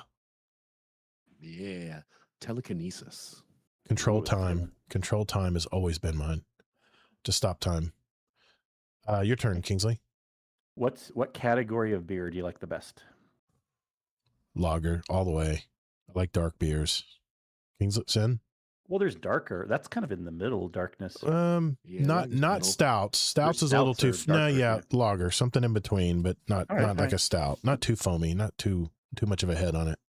So I prefer no beers, but if I had to and I was going to drink, more light beers. Okay, I prefer stout. Okay. Okay, your turn. my turn. It is. Have you ever had a nickname?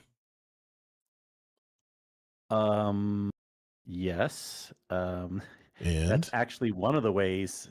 It's a play on my name, Kingsley Mack. Actually, people. I had some friends in college that called Yeah. me something like Kingsley Mac Daddy or like that. I forget the exact details, but kind of like Mac Daddy, Kingsley Mac was kind of like a thing there. So, but it was Nice. like that type of Mac, not MAC like my computer stuff. But Gotcha. Then Nickname? Never had a nickname actually, other than my gamer tag. mine It's is not really a nickname. Toddles that my sister called me a long time ago, and Right, it yeah. kind of caught on. Your turn, Kingsley. all right. Favorite cheese? I'm gonna again say cheddar. Definitely pepper jack. Swiss. Okay. All right. Can you drive a stick shift? Can't. Yeah. Never had a reason Really? to. I actually I learned tried something yeah, today. Cars in California growing up, Yeah. it was very rare to find stick shift unless you were Really? a sports car. You Yeah, being a and Subaru so- fan, that amazes me. Well, first of all, I didn't get into Subarus until like the 2010s. Yeah, that's true. That's true. But also, but again, most cars in California just did not have, they were Oh, all man. automatic. And then, I don't know, man, even my mom's 1977 El Camino was an automatic that I learned Yeah. to drive on. So Right. Okay. I tried once. I'm telling you, it's the clutch is freaking, I can't figure out. The shifting's easy. I It's got the you. freaking clutch I couldn't figure It's out. if the earlier you start, the better. But I send you have to answer this one correctly. And of course, I can drive manual. Yes. That's what I grew up driving. But I always wanted a 280Z. I don't know if you guys remember what those are. My Nissan or Datsun back then. I remember it had a 5-speed in it, and it had a big inline 6. And every time you went back on to shift it, the whole car would raise up. I mean, my God, what a car! Okay, sorry. So fun fact, Tangent. I actually had 2 Zs Really? at one point. I had it was a 2005 300, convertible. It was a 350. 350. And Gotcha. then I switched to the 370Z. Yes. I think is when they switched to it in 2007. Wow. And I did the regular hard-bodied, non-convertible No. 370Z. We're talking about the old Gizmo skinny cars. We're talking about the old 280Zs, like the 1982s. Never had and them that old, but I Big- had big I inline. had the newer Zs. Big old motors and those things. That's awesome, man. They're fun. They're still fun. A manual All right. and stick are the same thing, Anthony. Yep. That's what we mean. Go ahead. Yes, generally. Okay, dis or dat? Who dis? That's always me. Dis? Oh, I'm all about Dis. dat more than dis. Okay. All right. Dad. Sensley. Dad. Yeah, dat's where it's at. Allocate didn't own automatic until my mid-20s. There we go. Old school. Old school. I grew up on a tractor, guys. That's how I learned how to use a stick. A manual tractor. I grew up Everybody's old chiming school in. too, but just All right. again never had a reason to. Okay. It's not a mark against you. That's why I ask it. I know it's not. People think it's like some rite of passage or something. No, it's so not, silly. but yeah. Was that yours or mine? All right, your That was turn. mine. Your turn. What would be your spirit animal? I know it's very generic, but I'm always curious. Black Jaguar. I don't know. I'll just go with that. Sensley. Definitely a dragon. It's always a gator for Oh, me. that's right. Yeah. Always a gator. Near turn. Okay. We're getting almost there, guys. Almost. Yeah, we're Almost getting there. Your favorite smell? Oh man, that's good. That's a tough question. My favorite smell is my wife's perfume every morning before she goes to work. I can smell it in bed. It's like, I don't really have a favorite smell, but I could tell you the last few months I've actually gotten, kind of remember it from growing up, the black ice scent for your car. I don't mind it so bad. black ice. Other Okay. than that, nothing more. Guys, Yeah. is that some like freaking Old Spice shit or something? Like, No, black it's, ice. or no, it's like, just car scent. Black ice. okay. I you know what? I probably remember because I used to sell auto parts. They probably had those in there. Yeah. I think it was a little more popular one. Yeah. What is something you own that needs to be thrown out? I do have some older clothes that need to be thrown out. Not a lot though. I don't Anthony, hoard much. I I'm definitely speak not a hoarder. I speak from the heart, Anthony. Old clothes. I'm going to Yeah, sure. answer ahead of you, Sin. That's definitely what I need to throw out. It's in my closet right now. I need to get it out, get it to charity or wherever. What's your Sin? Definitely clothes. The trees. Yeah, Got you, doctor. I hold on to too many for too long. Yeah. You know what's so funny? That was my exact next question also for you. Something needs to be thrown out. Well, there we go. That makes it quick. All right. Next So, question. Question answered. Oh yeah, you go to the next one then. Yeah. What was your first music album? Very first. Vanilla Ice, Ice Ice Baby. Hey, you know he's still popular Ninja. today. I never bought any cassette tapes, even though of course I recorded on them. But the first thing I bought was a CD, and it Really? was sometime in the Okay. early '90s. I'd have to guess. I'd have to see when that album came out. You're but, way ahead of time. Yeah. May have been late '80s, but Okay. but yeah. All right. What about you, Sin? First music album. So I definitely had them on cassette. Me too. And there was one or two, but I want to say the first one was Counting Crows, Oh, August and Everything After, I have that one. which was their original. Yeah. It's a great album. Oh yeah, mine was 1990 when that came out. Yeah, Foreigner to the 4 extreme. from Foreigner. That was my very first cassette tape. Not as the very first one I bought for myself. I did get a Molly Hatchet cassette for Christmas because someone told my mom in the music store that Molly Hatchet was cool. And I was like, who the hell's Molly Hatchet? Yeah, but my first one I bought and I was proud to own was Foreigner 4. I like Molly Hatchet now, All by right. the way, oddly enough. Good question. Okay, Eater of Worlds raid or Crown of Sorrow raid? Eater of Worlds, definitely. I love that one. It's very fun. Well, that is actually a great question because they're both pretty Because it's good. come back. Yeah, Yeah. they both come back. They At least the boss. both have really boss Crown of came come Sorrow. back. But I'll stick with Crown of Sorrow just for the Yeah. not being a raid layer, being a full raid. Okay. Crown of Sorrow was a raid layer also, Sin. Only had the three. It was two the small things last in one front of the it. 3. Yeah. It was not really. Crown of Sorrow was not a raid layer. I'm pretty sure it It was- was. People it let was- us know. I think it was a 'Cause you standalone. I think it was a standalone raid. You didn't really What do have you think about any- this? What do you Oh think my about gosh, this? guys? Look it up. You'll You see. They may Okay. not have called it a raid layer, but it was the same length as Eater Okay. of Worlds. They had like basically two small things in front of it that didn't matter, and then the Yeah. boss. I think the last raid layer was the one where you have to get shot up in the air with the Cabal. I think that was the third one. I think if I remember correctly. Can't remember what it's Yeah, called. maybe they're using the official wording, but Crown Yeah. of Sorrow and Scourge of the No, what was it? Scourge of the Machine. They were both short ones too, so a lot of Yeah. people were calling them raid Okay. layers. Scourge of the I Past thought, was they were both shorter. Scourge of the Past was a standalone Yeah. raid as well. Yeah. okay, but It was after felt like Leviathan. encounters. Yeah, They yeah, felt okay. So was All right. Eater of Worlds was Encounters standalone versus- too. It came Yeah. out different. And, I mean, you know, it was, but Eater of Worlds was part of the Leviathan raid set. and and Crown those of other Sorrow's two in part of the Leviathan. sure? It is on the Leviathan. Yes. Okay, It is okay. on the Leviathan. Okay, I stand Yeah. corrected. I stand corrected. Yep. All right. All right. Oh, your Spire turn. of No, my Stars turn. was the one where you got shot up. By the way, Spire Yep, of and Stars. that was That on was the it. Leviathan too. Yeah. Uh-huh. Yep. Okay, that was the second one then. Okay, I got you. All right. C3PO or R2D2?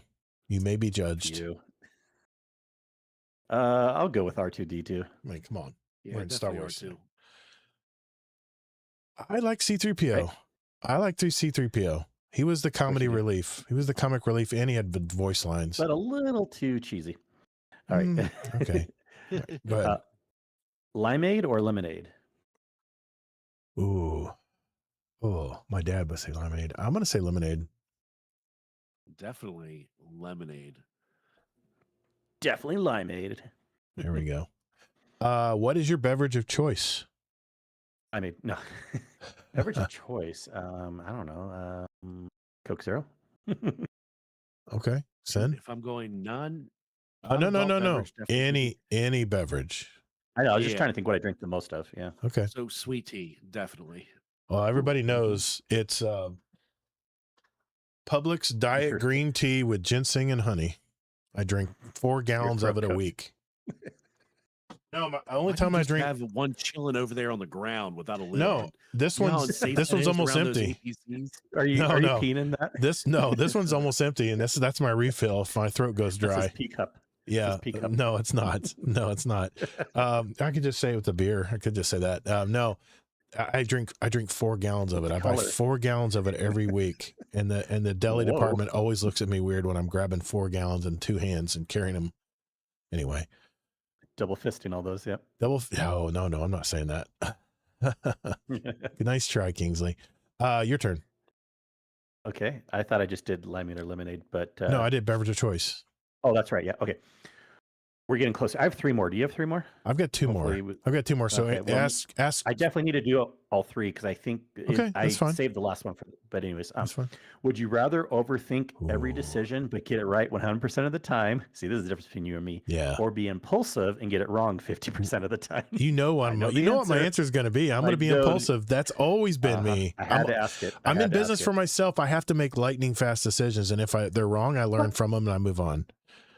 Well, don't you think that I don't make lightning fast decisions? No, you do too, but you probably want to be more informed before you make. And your job's more analytical than mine. Mine is more of a feeling. Maybe I can think faster. No, just kidding. That could be it because you're more technical oriented than I am, and you're dealing with a technology. I love this. This is so the difference between you and me. You definitely have to have all your information. My son's that way. He has to know all the information before making a choice. I would rather. But what I'm saying is you collect the most data within the given time, where I'm just like, go. See, even the way we're talking, I love it.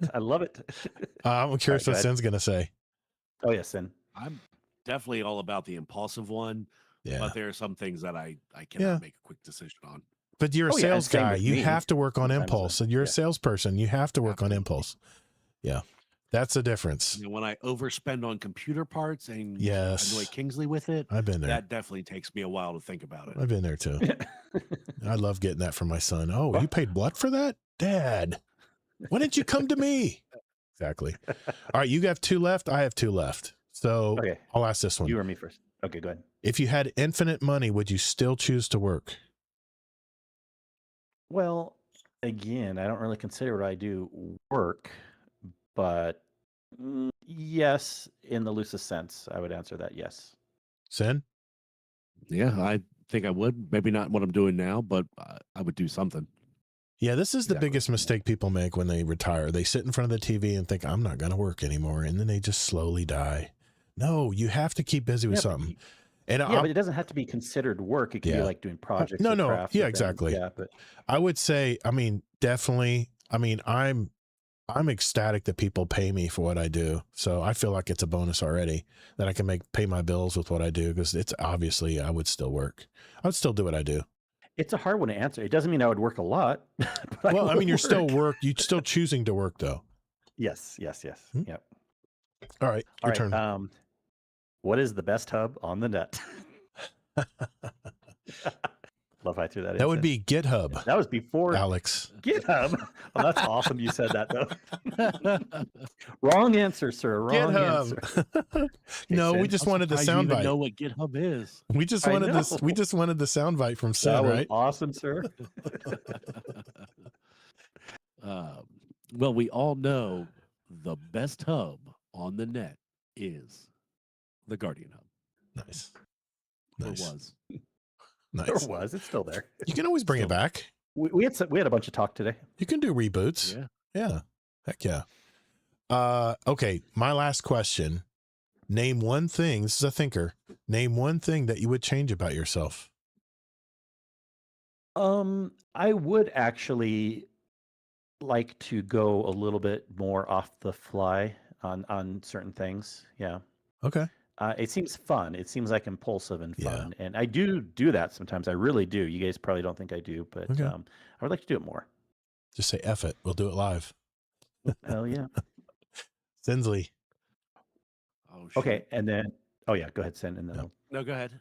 I'm still thinking. no, on no, mine, it's anyway. my last question, though, so you answer this one first. I'll answer. I'll give you a second to think, Sin. Mine would be that I'm not as impulsive. The opposite of what you want to That's do. so funny. We both, Because I've made so many mistakes in my life. If I just slowed down to think about what I'm doing before I just jump in with all feet, with both feet, and then realize, holy shit, like jumping into that, that master lost sector thinking you can beat the boss, and all of a sudden you get surrounded and you're dead and you got to start all over again.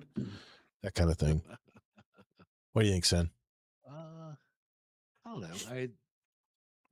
That's one good one because I do a lot of things on impulse, or just finding a way to have more time for things I'd like to do. Yeah. There you go. Like more gaming. All right. Last question belongs to Kingsley. Just a little silly one, but Gator or Gator? Well, if you're Dr. Disrespect, it's Gator, but no, it's always Gator. Gator. Gator. In fact, I'm getting a bowling shirt made up. I'm getting a bowling shirt made up, and on the back it's going to say Todd the Gator, just like my YouTube channel, Todd the Gator. Are you gonna spell out the pronunciation because people will never spell it the right way? People will just have to figure it out. They'll see the alligator and they'll go, "Okay, Gator, yeah, okay, yeah."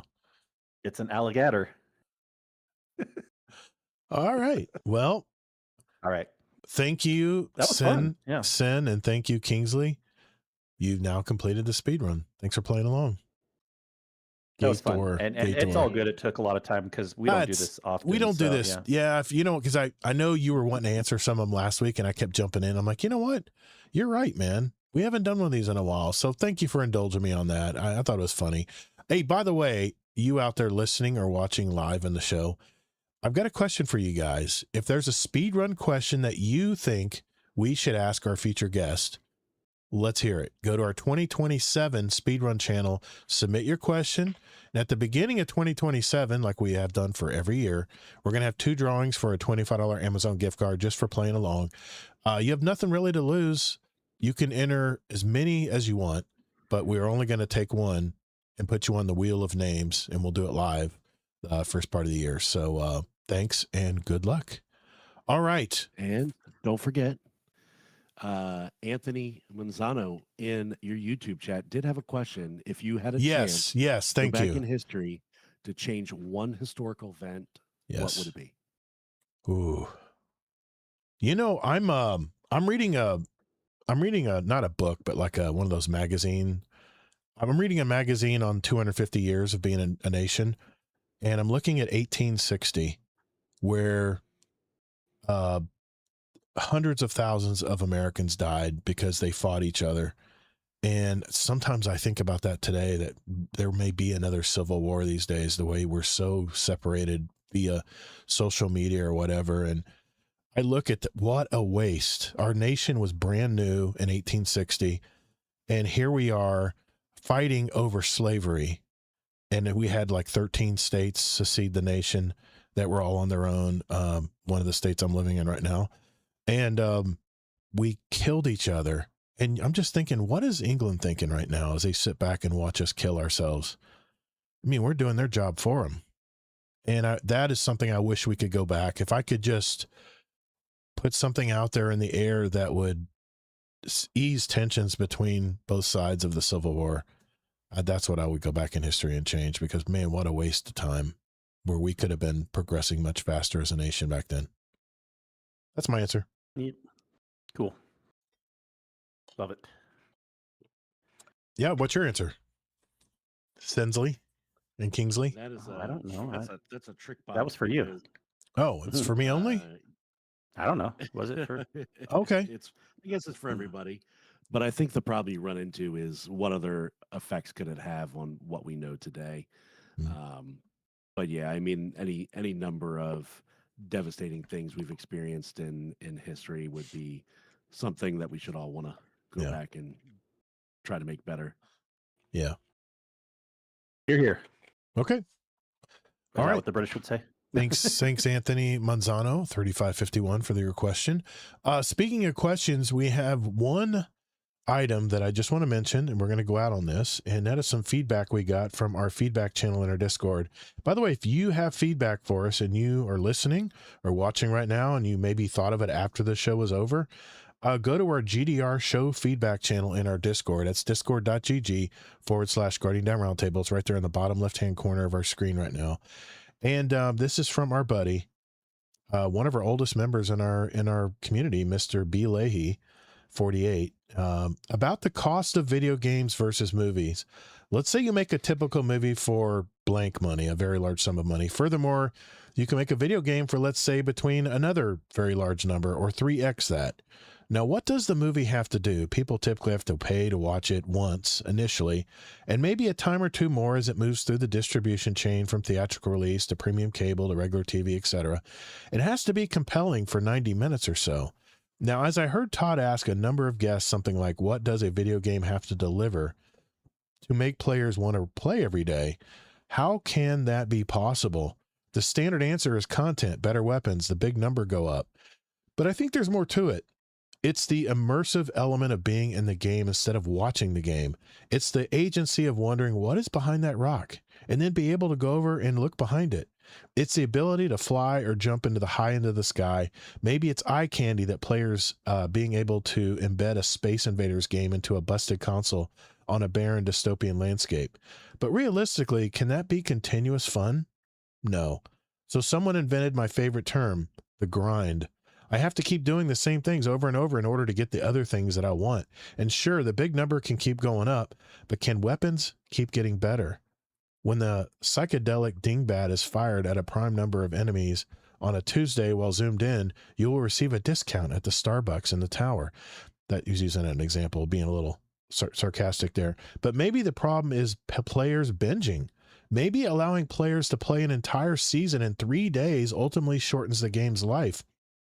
I'm voting for small content releases every week. Personally, I'm hopeful that AI and machine learning coupled with game developers making better use of intelligent randomization will make a difference going forward. But for now, maybe Kingsley has the best solution. Play lots of different games. Now, Kingsley, I know you commented on this, but I wanted to open it up to each of you. Do you guys have a comment on this?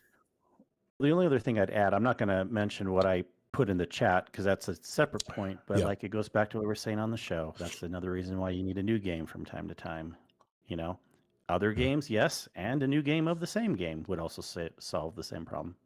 Yeah, well said. Sinsley, any comment? No, I mean, I'd second that. If you have the time for it and don't want to get burned out and just kind of want to enjoy multiple games, and like Kingsley said, developers need to release new games every now and again too. Yeah, I'll go back to what he said. I've mentioned is what does it have to deliver to make players want to play every day, and that's make it a hobby. I need a hobby game. I need something that I can work toward for an hour or two after work every day. And I guess you can put that under the grind as well. You know, if I'm looking for a certain blueprint, say in Arc Raiders, and I know I have to go through these buildings so many times for the RNG to finally make sense and for it to drop for me. But I think definitely playing other games, I mean, that just is not my play style. I'm the type of guy who likes to jump on one game and perfect it, get really, really good at it, and enjoy every ounce of the game that's being offered. Instead of I'm not one to just rush through stuff and just get it done and go, well, there's nothing to play. There's nothing more to do in the game. No, that's not the only answer when you rush through stuff. Fine. That just gives a bad impression for the people that rush through it. That's my perspective, of course. It's my opinion. That's my play style. I like to stop and smell the roses and appreciate what the developers made, the world that they're making me walk through. And I like to be included in the world like I'm part of it. That's what I'm looking for in a video game. But yes, I do just as much. I really do. Yeah. Yeah. Everyone can make their own judgment call on that. Yeah. And just because I play other games doesn't Yeah. mean I also go through every nook and cranny of the game. Yeah. And so it's just really, everyone has different styles. But I'll All right. tell you, a lot of people don't love the grind. It's not for everybody. That's for sure. Yeah. Yeah. But I appreciate people that do too. Yeah. By the way, thank you, B. Leahy, for the feedback as always, sir. We appreciate you. And on that note, that's our show, guys. I appreciate everyone coming out and listening to us ramble on about our answers, speedrun answers and questions. Sorry, I went off on a couple tangents tonight. Only a couple, Kingsley. But thank you for hanging out with us tonight. Thank you, Sin Media, surprise guest tonight, man. It's good to hear from you again, man. You definitely should do this more often. You know? Absolutely. Well, hopefully I will be roughly about the same time most Thursday nights, as long as I can leave right about the time that I did tonight. So we'll see. I'll put you on. I will always be there for you. Absolutely, man. Thank you. We'll put you on that rotating list of people who come back to our show and want to discuss video games and stuff. So thank you, man. Appreciate you. Business doing pleasure. Excellent. Anyone you want to give a shout out to tonight, Sin? No, shout out to you all. Great job on keeping it going. 367 episodes. Thanks, man. Deep. Shout out to the entire community. Yeah. Shout out to everybody that we play these video games with. Right. You all are magical. Excellent. Thank you. Kingsley, any last minute shout outs? Yeah, just same. I usually try to shout out the guests, but I guess I'll do that also for Sin because it's been a minute being on some kind of podcast together. I guess we kind of did. Did we do were you there for the Goodbye Destiny? Not, that's not what I meant, but the one, the mega cast that we did recently. No, I think I missed. No. Okay. Well, anyways, this is it then. So yeah, it's been a minute. Yeah. It's been a minute. As always, shout out to our live chat tonight. I know it's not the easiest thing to have the time to sit down and listen or watch a show, but also to be interested in what we're talking about and giving us great feedback like all you guys did tonight. Thank you for that. That's it for our show tonight. Thank you again, everybody. And remember, whether in life or in your game, get your reps in. Later, Guardians. I'm tired. How big are your balls? I'm clipping that.